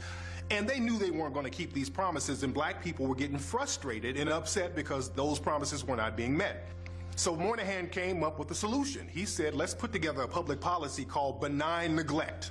And benign neglect basically means, look, if we don't promise black folks stuff, they won't expect nothing, they can't get mad. So this benign neglect public policy is in place to this very day, and this is why African American issues are never discussed on a national level. And they talk about minority issues as if that's synonymous with African American, and it's not. There's this guy that wants to start an all-white community out in North Dakota. I told him that you're not going to be able to make North Dakota the capital of white supremacy. I say, we already have one of those. It's called Washington, D.C. All the black leaders, all of the black people who were prominent in America, they were monitored just in case they stepped out of line. Even now, you have a lot of black entertainers who are monitored, and they have to be on their P's and Q's, and they have to walk on a short tightrope. And with rappers, for example, you have a whole hip-hop cop task force specifically assigned to rappers around the country. I've been in my Rolls Royce a couple of years back. We're leaving the club, and right alongside of us was the boys. And my man was like, that's the hip-hop cops. And I got a feeling like a chill went through me. Like, how long they been following us? You know? So I was in Miami another time. Somebody that knew somebody gave me a list that I was on with a few other guys on this list. Of course they're watching. Of course they're watching what's going on, especially me. This whole stand your ground movement is nothing but a white vigilante Southern movement, where now you don't have to prove that the black person was going to hurt you before you kill him. You just have to prove that you felt threatened. You don't need to have no evidence that your life was in jeopardy. So here's the question. If all you have to prove is that you were threatened, and America has a propagation character extermination war against black men, where they are deliberately exterminating our popular image in the news, the radio, the television, the newspaper, is there a white person in America who could not invoke the stand your ground law? You know, a lot of African American people think that if we just stop sagging, if we present ourselves a certain way, if we dress better, racism, white supremacy will let up on us a little bit more. And no, it's true that we should always present ourselves a certain way. We should always put our best foot forward, but just dressing our way against racism, that ain't it, because people use the dress code as an excuse to utilize racial policies. In clubs and places now, they'll find out what black people are wearing and say, okay, we're not going to let you in, not because you're black, but because you have on Rocawear, but because you have on Sean John. That's the new excuse. And we think if we just dress better, that's going to keep racism off our backs. And we have to understand, when they were lynching black people, a lot of times when you look at those photos, many black people were wearing suits while they were swinging in trees. So you can't dress your way up out of white supremacy. Tall, dark, and handsome.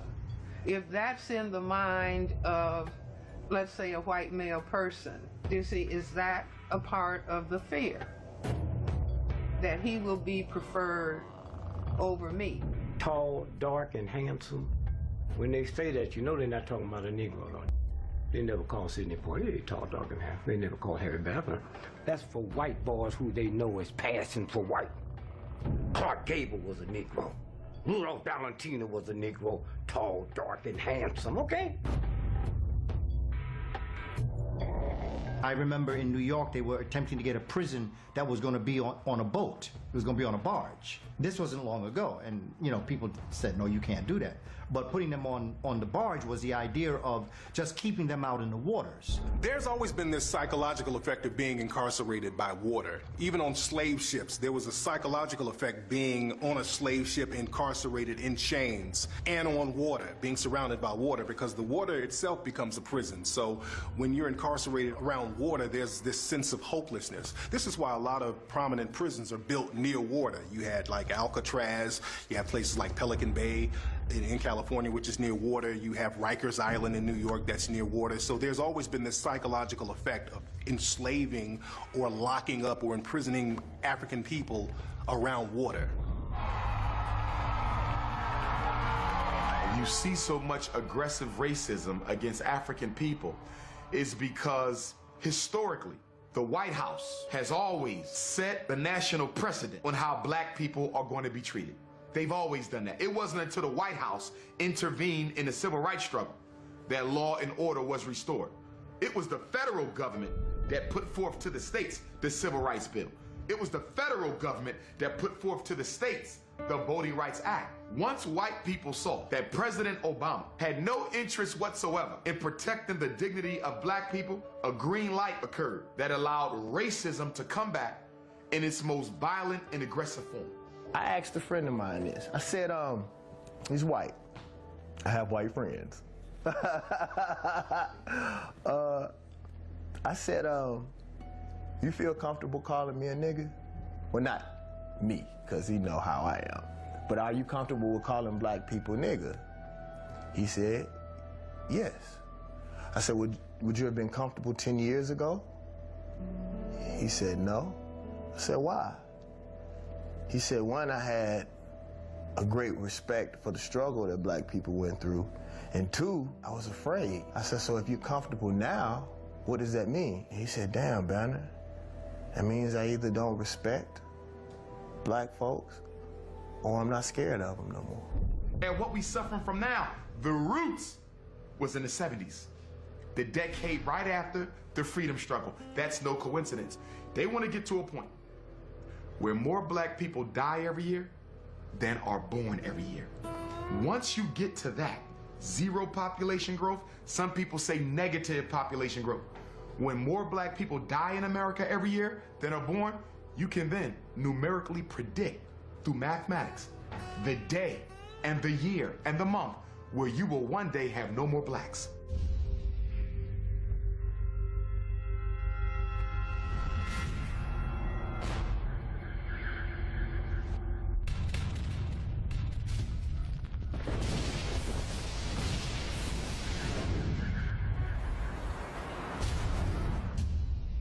You know, a lot of people, in order to get rid of their own guilt, they will try to minimize the significance of slavery and Jim Crow. They'll say things like, well, I wasn't there. That was a long time ago. You weren't there. Why are you upset about it? Other people were enslaved too. Other people were treated badly, so why are you whining about it? So there are all types of excuses and things people say now to minimize the significance of African-American slavery and Jim Crow. The one thing that makes me mad is when people say it's not that bad. It's like me kicking you in your teeth, and I'm the one saying it's not that bad. You got kicked in the mouth. It doesn't matter whether you were around during slavery. It doesn't matter if your ancestors owned them or not. What matters is this: you benefit today from the enslavement of African people. And everyone who looks like you benefits in some way, shape, or form from the accrual of resources, of wealth, and of financial status that was reaped on the backs of my ancestors. A common narrative now is that black people shouldn't be upset because Africans enslaved other Africans, and there are a lot of holes in that theory. The thing is, there is no type of comparative slavery coming out of Africa. African people never had a slave-based economy. African people in Africa never had a shipbuilding economy based on slavery. They never had an insurance economy based on slavery. Slavery had a different cut to it in Africa. European slavery is the slavery that is the unforgivable slavery. It's the most vicious. When blacks sold other blacks into slavery, they thought it was the kind of slavery that they had, where you had to maybe work in the field, your family had to live over here on the side, you couldn't live here, your children had to go to school after my children. It was things like that. They had no idea it would be the kind of terror that was put upon us here in America, and they didn't come over here and go back and tell, and so they just were able to just keep shipping people through that system. During the European slave trade in Africa, there were some Africans who complied with the Europeans because basically when the Europeans went into Africa, they gave them an ultimatum. Look, we have these advanced weapons. Either you're going to be our slaves or you're going to help us make them our slaves. So you make a choice. So a lot of people were forced to comply with the Europeans. 3 things make American slavery different and black oppression different from everybody else's. Number 1, it was a process of dehumanization. No other slave in world history was dehumanized, prevented from identifying as a human being. Nobody else. We are the only people in world history who have ever been dehumanized. Number two, your inability to learn was codified as a federal crime. Nowhere in history were slaves not allowed to learn, ever. You could be killed reading a book. You have never seen that in world history. And number three, it's the only oppression where the whole world benefited.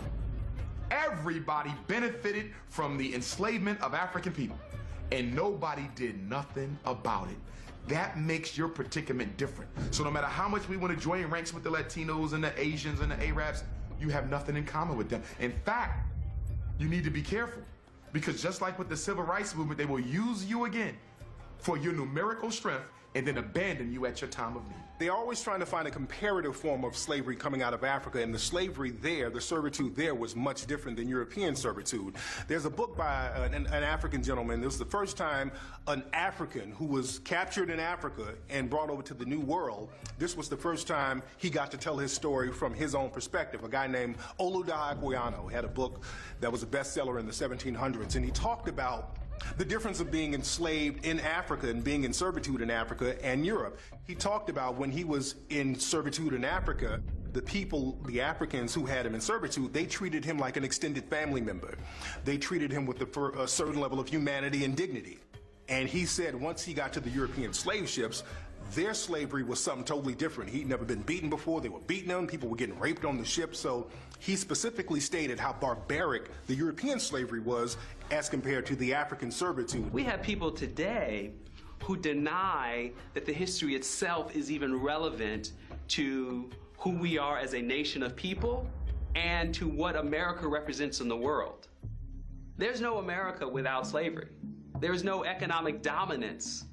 There is no greatest American century without the capital produced by the work of black people in this nation. Point of fact. A lot of historians now will try to make it seem like slavery was just this stain on the fabric of America, but in reality, slavery was the fabric of America.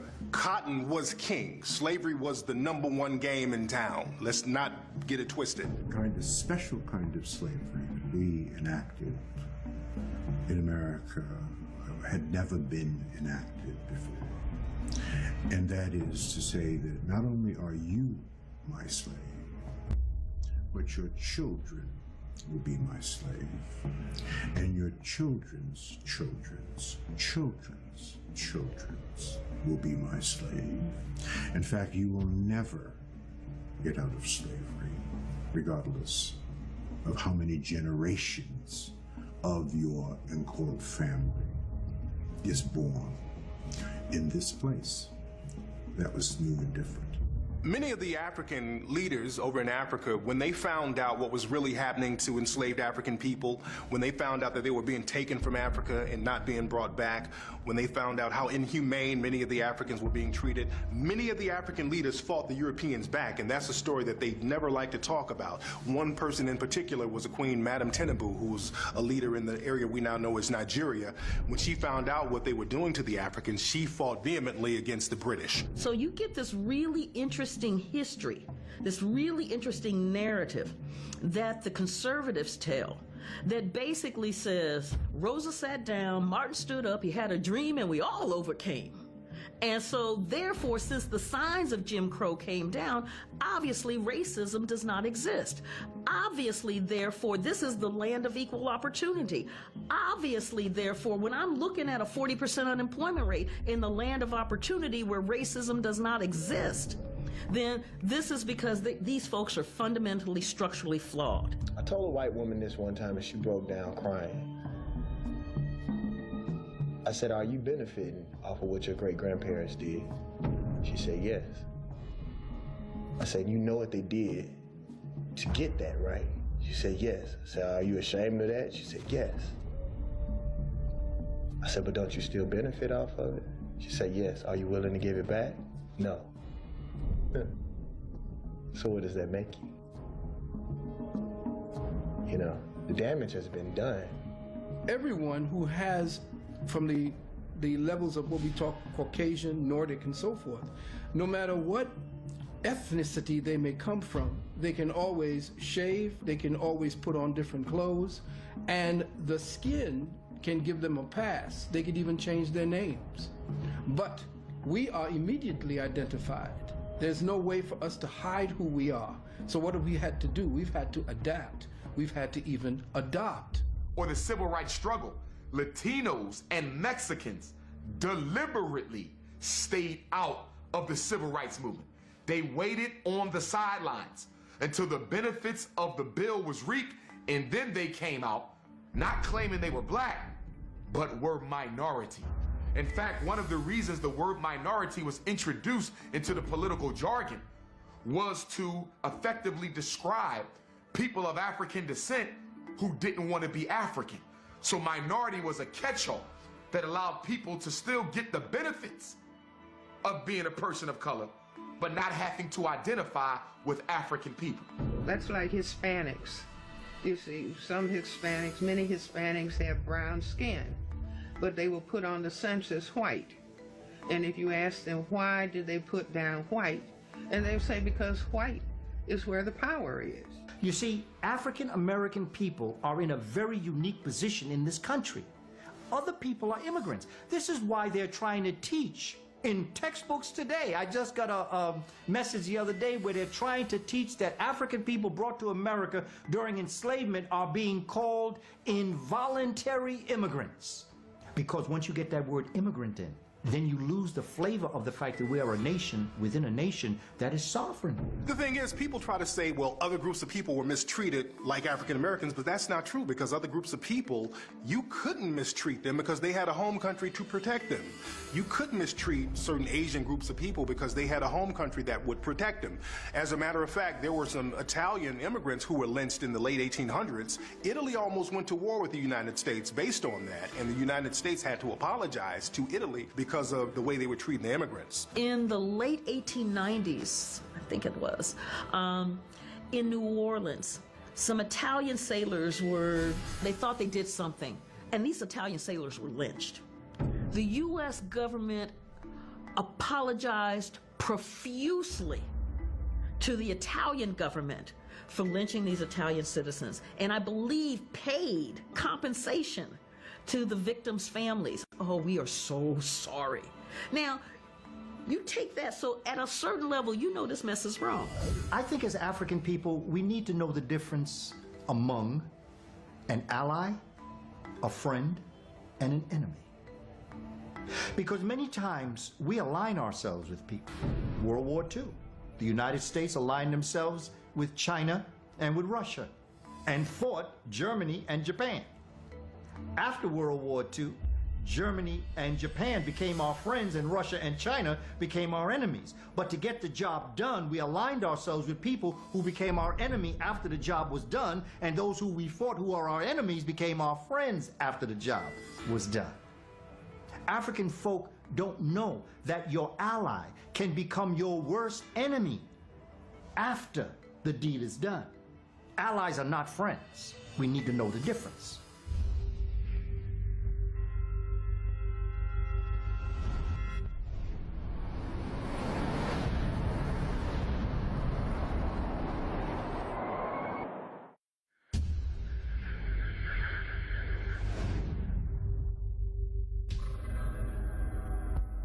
Black business people were forced out of their businesses, had their businesses taken from them, not allowed to even have a business to begin with.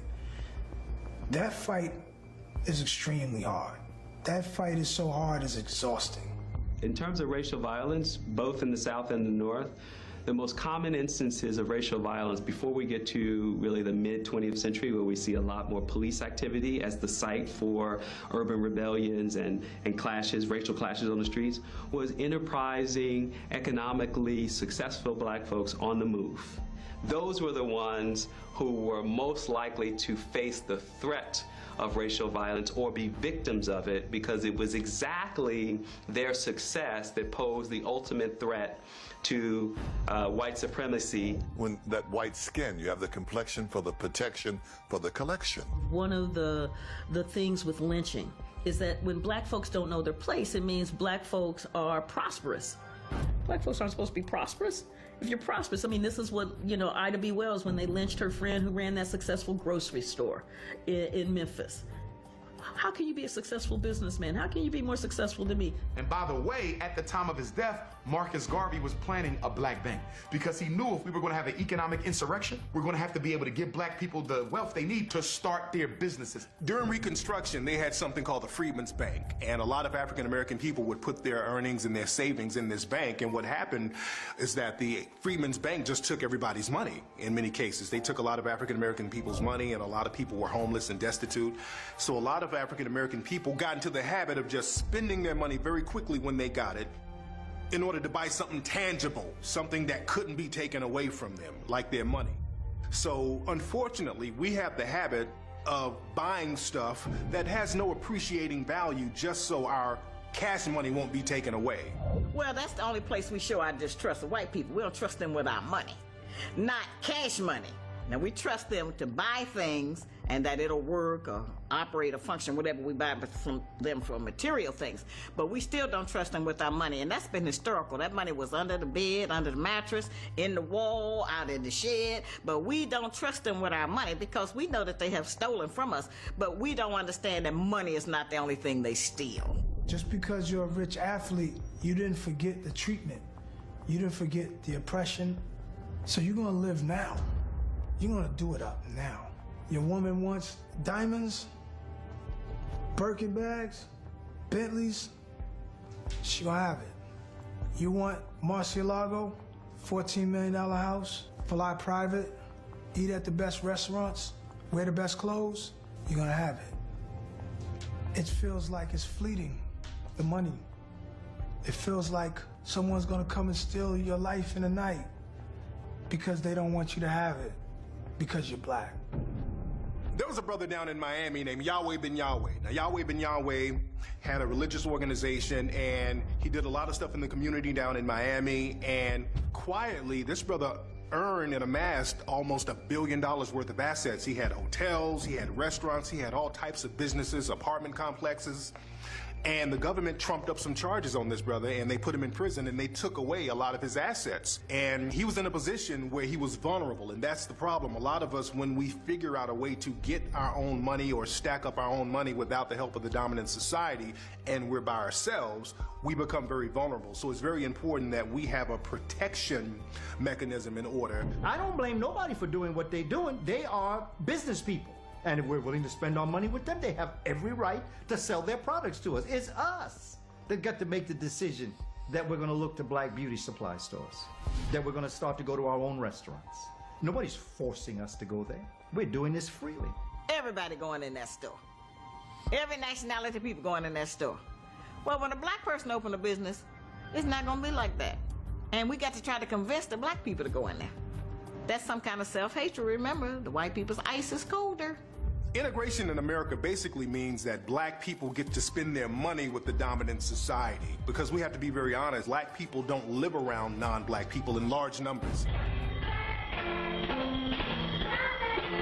Black people don't go to school with a lot of people in the dominant society. So black people are only allowed to spend their money with those in the dominant society, and a lot of black people feel equal when they do that.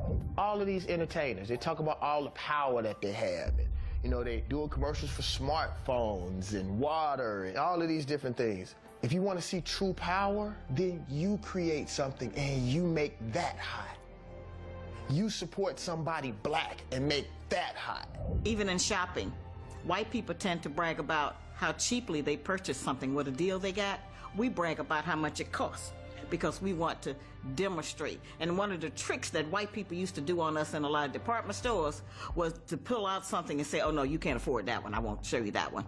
We immediately gonna buy that because we're just not going to be classified as a person who can't afford something that they sell. Oprah Winfrey has all the money in the world, but she still became marginalized. Recently, she was somewhere in Europe and she tried to buy a purse, and they wouldn't allow her to buy a purse because I don't think they recognized who she was. But a lot of times when we are, again, isolated, we're still vulnerable because our money does not trump racism, white supremacy. Oprah didn't try to buy no purse. Oprah tried to steal that woman's purse. That was the problem. kept that on the down low with her fat butt running down the street with a purse. Because they know even if they kill our children, we're gonna buy Louis Vuitton and Gucci anyway. We don't farm no more for the most part, so they control the food. They're doing this under a black president, shutting down public schools like there's no tomorrow. Chicago, Philadelphia, Los Angeles, everywhere you go, getting rid of public schools. And why? Because black people are no longer needed in order for the American economic order to function. We were brought here to serve as a catalyst in an industrial revolution, an economic cartel. Well, the immigration bill that's being championed now is all about doing what? Replacing blacks in the labor force. That's all it's about. The immigration bill does not include most African countries. The immigration bill does not deal with Haiti and other jet black Caribbean islands. The immigration bill is about Latinos and Mexicans and helping them to replace Africans in the workforce, to totally remove America's dependency on the black laborer, something the government has been working on since 1865 in the 13th Amendment. Get a good education and get a good job. That's what my parents actually said to me. Why? Because when they were coming up in the early 1900s, they couldn't get a good education and get a good job in America. So that's what they wanted for their children. But that's not what I've taught my two sons. I've taught my two sons to get a good education and to create a job. We think that if we shop too much with you, then you have more than me. That's back to that greed and selfish and envy and jealousy that we have for each other, that we were taught to have for each other. Okay? And so we'll turn traitor real quick. In many cases, if you're an African-American person and you're isolated and you still make a lot of money, because you're isolated, you're still going to be vulnerable. So a lot of times when you move and shake around people in the dominant society and you're vulnerable and you're isolated, they'll still try to play you a certain way. They'll still try to put you in a certain bag. They'll still try to marginalize you, even though you are at the same level as them financially. You know, I got onto a yacht one time, and Tommy Hilfiger was there. We was out in Cannes, and Tommy I met before, a cool guy, was like, "Hey man, what's up, Nas? You gonna rap for us?" And I was like, man, I was like, nigga. It goes against the nature of European democracy for African people to be successful. And when there is success, there will be repercussions to those who may not be able to defend themselves as the ones who are having success. And it's important that we as a people understand this and protect our people from this concept. Europeans do not share power with African people. That's rule number one of white supremacy. That's why you do not see multinational corporations that are co-owned equally by Europeans and Africans. It don't happen. Michael Jackson was one of the few African-American people who slipped through the cracks. Michael Jackson manipulated the game, and he got into a position where he did a deal with the Japanese and ended up owning half of the publishing of most of the music artists in the country, or in the world for that matter. And because the dominant society does not like to share power with African people, he became a target because he was in a position by himself and he became vulnerable. And we see what happened to him. Black people had access to wealth. Let's go to capitalism. Because in order for capitalism to work, you gotta have what? A large pool of unemployed people. If you ain't got broke people, you don't get rich. That's how capitalism works. It exploits the poor. If half the black people in America had access to the loans to put their business into play, would there be enough of us to work? You see that problem? You can't have too many people having their own business because now McDonald's and Macy's and everybody else and Ford ain't got people to slave for them. And that's one of the reasons they mass incarcerating black men. We need workers and we can't get them on the street no more. So we're gonna lock y'all up and force y'all to work. America makes money with black people acting the way that they act. When black on black crime rises in these cities, what's the first thing that happens? Police get new guns, new cars, grants, all kind of things. It's money behind black people being this way. And that's when they wiped them out. Remember, the Black Panthers didn't get wiped out till that new group come through talking about killing cops, we talking about breakfast program. Pow, it was over.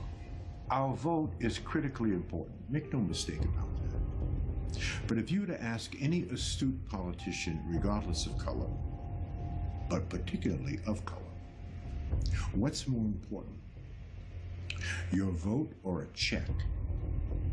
They would tell you in a New York Minute, a check would be more important than your vote.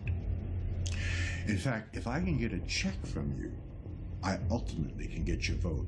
Ask Barack Hussein Obama, had he not put together a machine, a platform to raise $1 billion, because that's what it took to become president of the United States, we would not be calling him the president of the United States. It takes money. So while we will give the average Democratic politician our vote, we don't write checks. And that's where the real power is. People come to America, the Asians, the Arabs, the East Indians, and they say, you people are lazy. You've been here for 500 years. I only been here 10. I got a supermarket, I got a strip mall, I got an import-export business. But how did you get it? You have access to capital. You needed money to build that. You needed money to hire the builders. You needed money to buy that ship. Where did you get it? You either came with it or you got it from an American bank. We are kept from accumulating wealth, and we are kept from accessing capital because the banks of America are not going to finance a black economic revolution. Do you know what happens when you come over here as an immigrant? The government got to pay for you. When you come over here as a refugee, why do you think the Ethiopians have these shops? We brought them in as refugees because we're trying to prove to the communist world. Okay? And that's why. Why do you think the Indians, 7-11 and all that? The Koreans, by the time everything you picked up, they made in Korea. But nothing we made did a Korean want, so the government made a deal with it. So we can get some of our money back. So we'll bring you in and loan you money to open up businesses, but you have to pay us the loan back. I'm going to tell you as a black person, you must support black businesses. You ain't crazy. So all things being equal, this is what I would like for black people to understand. Jews do not support Jewish businesses just because they're Jews. That's not true. All things being equal, you as a Jew have the same quality, value, and service as all of your competition. The tiebreaker is, I'm a Jew, you're a Jew. You get the business. That's the tiebreaker. But all other things must be equal. So I could tell you as a black man, you must support more black businesses, but you ain't crazy. And you're not going to spend your hard-earned money if you can't get the same quality, value, and service for your hard-earned dollar anyplace else, right? So we have to ramp up our game. We have to compete. I never saw a soul food restaurant in Chinatown. And I don't think it's because they don't like soul food. It's just they're not going to patronize someone that is not their own. I don't blame them. Good for you. I appreciate you. I just wish more of us thought like that. Most people don't know how to accept us, even though we made it out, even though we making art. And they don't know how to accept us in their circles now. So when they say you're going to rap for us, they don't even know if that's disrespectful sometimes. Steve Jobs, when he died, he had $300 billion in his personal checking account. Did you hear me? And he couldn't make 58. I got an old trifling uncle in Chicago, stay drunk, can't read, can't write, cuss out everybody, and just keep laughing. He 101. Maybe Steve Jobs should have followed him. Most of those stores never worry about scholarships for their children. We are the source of their children's scholarships to school. While we are buying their products and threatening our children, telling them we ain't got the money, their children are going to school on the money that we are giving them.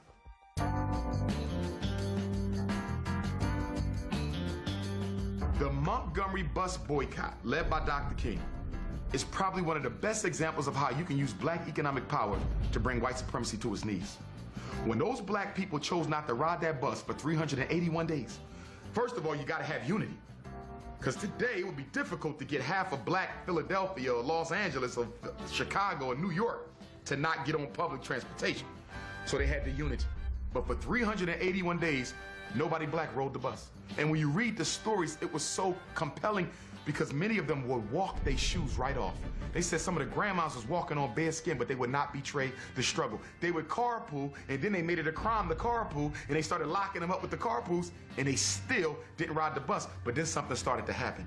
The bus company wasn't making enough money, so they had to lay off drivers.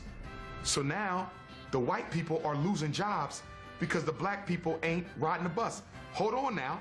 Most of these black people work downtown in the factories and in the business district. We need them to work, but they can't get to work or get there on time. So now you destabilizing the economy of Montgomery.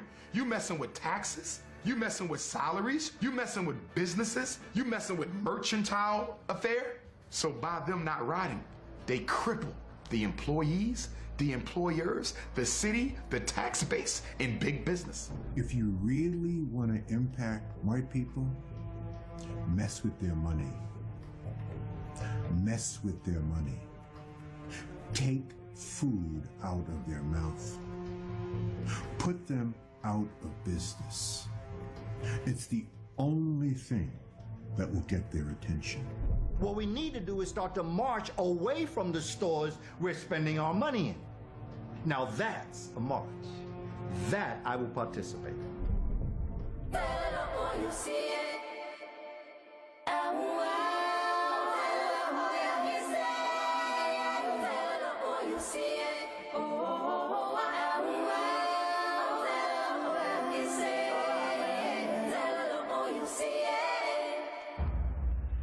My pastor said that we have to take the tattoos off of our brain. It is, the hate for ourselves has literally been etched in our brains. But I love us. I love us, and until I die, I will do better about loving my people. I think we devalue intellectualism within our own community. We know the country does. But I think within our own community, we have devalued intellectualism.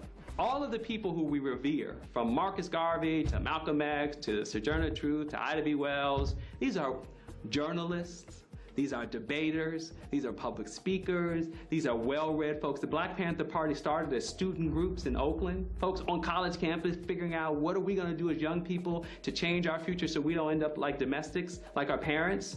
So we need to embrace learning again, because the truth is, when we were most engaged in the study of our own history and culture, we posed the greatest threat to the then current political and economic status quo. We need our children to stop defining themselves by this notion of failure and achievement gap and all of the words, that the buzzwords that somehow you just believe, like the sky is falling.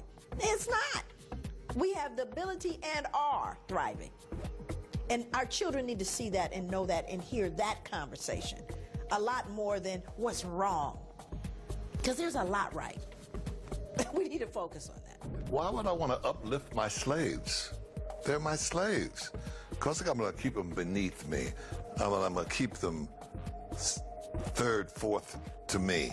So put together a class for all of us to attend, and we should even teach the kids in the streets this.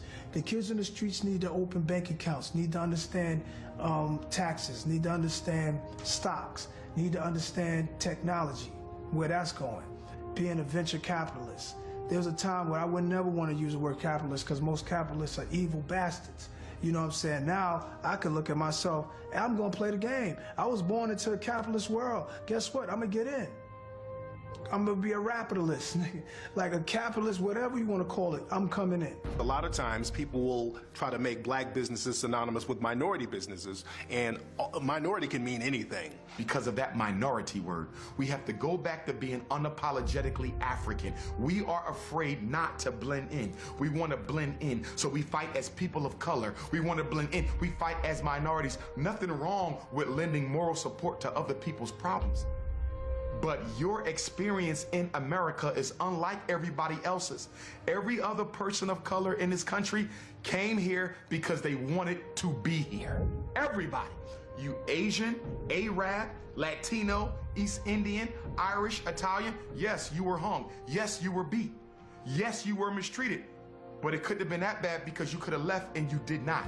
Our Jewish brothers and sisters write checks. Our Asian brothers and sisters write checks.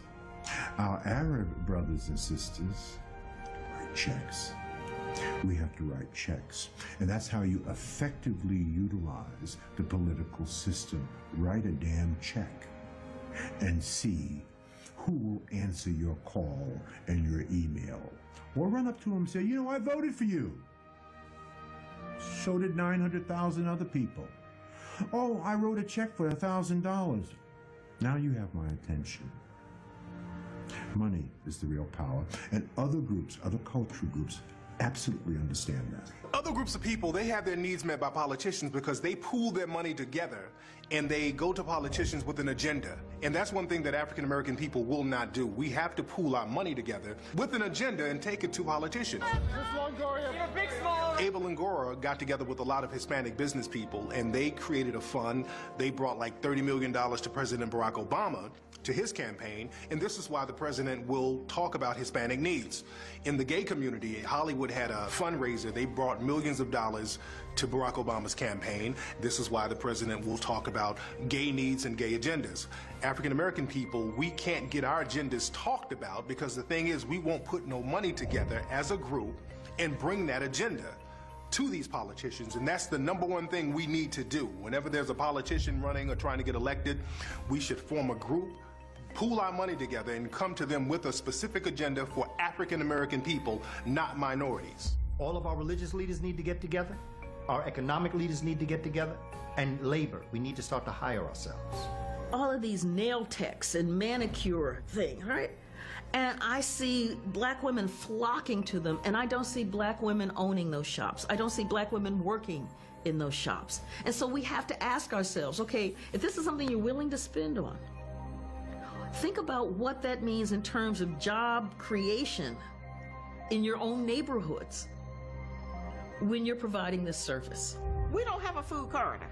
So we need to figure out how can we import food. Even in the African stores here, they have food that comes in out of Saudi Arabia, Israel, and a lot of places, okay? But not the Negro in America, not the black people here. We don't have a food corridor. We don't have any way to get, they even bring in people, bring in water, they bring in everything.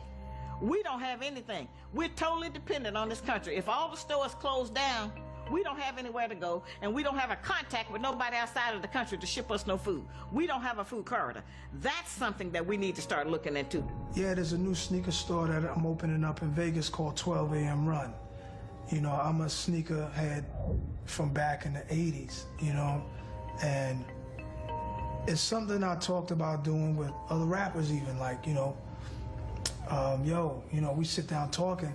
A lot of people will talk about, let's do a song, let's do a song. I'm like, we've done thousands of songs, man. Like, let's do a restaurant. Let's do a sneaker store. If you want to deal with white supremacy, you got to hit them in the pocket. I preach that. Stop going the moral route. You're not going to convince them that racism is bad. They know that. They're not stupid. You have to deal with people where their interests are. And if their interest in money, you hit them in a pocket and you get what you want. 5% of the people who became millionaires were salespeople. People who sold something. Because in America, two things are going on 24/7. Somebody's buying and somebody's selling. Right now, black people are doing all the buying. I tell them all the time, stop doing all the buying and sell something. I don't care if you bake cookies, put them in a box, put a label on it and sell it to somebody. If you live on a farm, take the manure, put it in a bag, put your name on it and sell it to somebody. You can become an entree manure, okay? But sell something. Stop doing all the damn buying. That's all we do. Sell something. So if you want to beat racism, sell something and build a business. Black people should at least create a parallel economy where they spend their money with the dominant society, but they also spend their money with their own people. They also build infrastructure in the black community, build businesses where they interact and do commerce with other black people. So we should create a parallel economy. So it's like a backup economy so that we could employ other black people and we can just have our own money circulating where we're not totally dependent on the dominant society. There's those of us who are business people and those of us who are business people. The job of the company that I started, FraserNet, is to put the business people out of business, because you're messing it up for those of us that are trying to do serious business. Now, we know the brother or sister that's the business person that give you a jacked up business card. They do hair, they do computer software, and they, of course, do detailing your cars. I'm not sure what they do. They got 2 phone numbers crossed out, and they don't have a website. Because a lot of African American people are comfortable, it's best for us to just get an economic base in the African American community, since our whole thing is spending money with the dominant society. Because we're very comfortable, we want to live like the Joneses. Let's just spend our money and create an economic base among each other. But the thing is, if a group of people are dissatisfied, 100%, you'll make a 100% change, and you won't even need money, because your spirit will move you and motivate you to make a change. In the history of liberation, there was no money involved. Something in here. Go back and look. Look at the black folks in the movement. Huh? That broke them doors down. No money. What's in here? War. That's the protective aspect of it. We need to reach out to those forces that can protect us against those who would wish us harm. This was a black man who was in prison in Atlanta, and this young black man, he was in his 20s, said that he was tired of being harassed on the street, you know, being stopped and frisked. And he just made up his mind, I'm going to do something so that there will be a legitimate reason to stop me. And so just acting on his own, and I'm just going by his report. He got a gun and went up behind 3 white men in the business district and killed 2 and blinded a 3rd. I think those were the facts. So I was a psychiatrist talking to him. This was a court case. At a deposition, I was talking about what this young man had said about why he did what he did. And so one of the white attorneys said, "Are there any other black men who think this way?" And I said, "I don't know, but as long as you have a system of racism, it could be." And so then his response was, why didn't he just rape a white woman? And I was stunned. And I said to him, "Do you realize what you have just said? I mean, it's almost like I will offer up the woman. You can have the woman, but leave me alone." Because America is running out of foreign targets. They got rid of Saddam, who they made. They got rid of bin Laden, who they made. They got rid of Gaddafi, who they also helped to make. And now look, we don't have no more Arab targets. So what are we going to do? It's time to come back home and focus on our original terrorists, the Negro Revolutionary. The legal system. We need to get all our great lawyers. Attorney Alton Maddox. All of those that came out of the Johnny Cochran School. All of the lawyers across the country that are struggling for the rights in the legal system. We need to get them all together. Banks and savings and loans. That's the one thing we need to do right now. We can do it, and we should. The second thing, independent African schools. All of this needs to be put in a curriculum and taught. Financial science, they have to be taught. Military science, they have to be taught. Agricultural science, they have to be taught. Diet and nutrition, they have to be taught. The wealthiest black people on the planet. Make no mistake about that. I've traveled every place that black people have been dispersed. I've been to South Africa, East Africa, Central Africa, West Africa, North Africa, all over South America, and all over the Caribbean. And there are no black people in the entire world doing better than we are. In fact, we are the beacon of hope for every single person of African descent in the entire world. And we know that to whom much is given, much is required. I was just in London. They catching the same hell. I was just in Canada. They catching the same hell. St. Croix, Bermuda, everywhere I go, it is the same. So why are we not locking hands? Because white supremacy is global. What is the Trilateral Commission? America, Great Britain, Japan. They are global. United Nations, that is global. Council on Foreign Relations, that is global. Black people are not global. You're fighting a global enemy in a global enterprise, but you're not globally organized. People who classify themselves as white, if they're being righteous and courageous, they themselves will attempt to, well, let's really look at it. Let's stop pretending. Do you see, we're talking about dialoguing together, or let's have dinner together, or let's get to know each other. No, we know each other, but let's talk specifically about the problem that we are dealing with. Let's put it on top of the table and try to be courageous, because I think people who classify themselves as white don't want to talk about it. And I would even say the majority of black people are fearful of talking about racism because they don't want to upset white people, because that can have its repercussions. We need to get rid of them sellouts. We need to get rid of those individuals who are looking out for themselves, who are the political arm of white supremacy. We need to vote smart. We need to put the people in and make them accountable to us for what is happening to us as a community. And if they're not willing to be accountable, then you don't have a job come election day. And we have to begin to show them that we mean this. Why don't we train the leaders to take over after us? Because we don't want to admit that one day we have to get off the soapbox. One day I won't be in front of the TV. One day Umar can't do the interviews. One day I'm not going to be a good speaker. One day I got to pass this over. But my ego wants it forever. I want to die with my boots on. And that's the problem with most black organizations. We electing people for president of revolutionary groups at 70 and 80 years old. You don't see white people doing that. You don't see Chinese people electing presidents at 80. The eldership is for the wisdom and the training and the nurture, not for black people. Our elders are out front. You mean to tell me you're the only person who can do that? You can't find nobody else younger?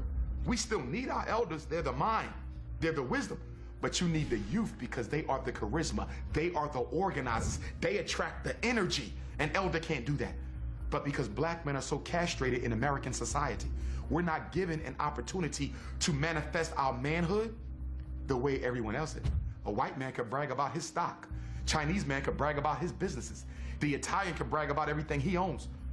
What do we have to brag about? We ain't allowed to get stock. We ain't allowed to own businesses. We ain't allowed to get our doctorate degrees the way that we want. We ain't allowed that. So whenever we get an opportunity to be a man, to be a president, to be an organizational leader, to be a pastor, I'm never giving this up. Because I've been waiting my whole life for this job, and I like it. And I'm gonna make up for all the years I wasn't allowed to be out front. Introduce me to your 5 closest friends, and that will tell me who you are. As they know and as they go, you go. You know, don't spend major time with minor people. People going nowhere want you to go nowhere with them. People doing nothing want you to do nothing with them. If you want to change your life, change your relationship. They say our boys don't want to go to school. Our boys don't want to learn. Black boys want to be educated as much as anyone else. The problem is the treatment they get on the way to getting their education turns them off. They need masculine energy. We need black male teachers, and we need black male principals, and we need black male psychologists, and the world is telling us that black men don't want to teach. That's a lie. They're not being recruited because public school is the domain of middle-class white women, and they do not want to see us in there because we will not allow them to treat our kids the way that they treat them.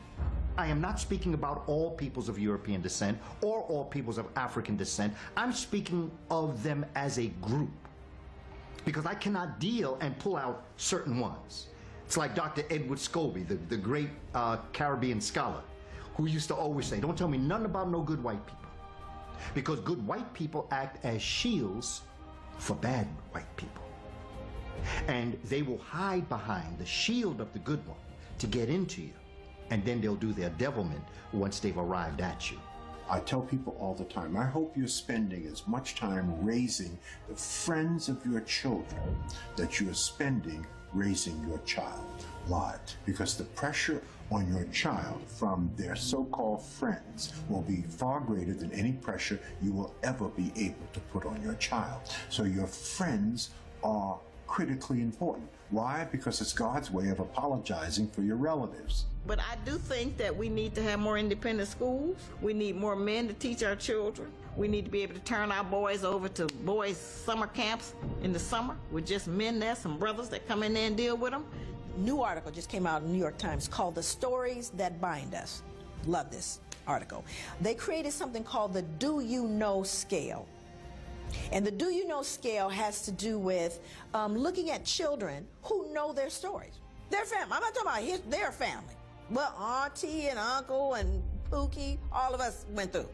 They've shown now that the degree to which children know their stories, good or bad, doesn't matter if it's a story of struggle and tragedy, doesn't matter. But knowing their story will help mediate stress. You can't take no break when you're up against white supremacy. They have never taken a break since the 1400s, and you taking a break.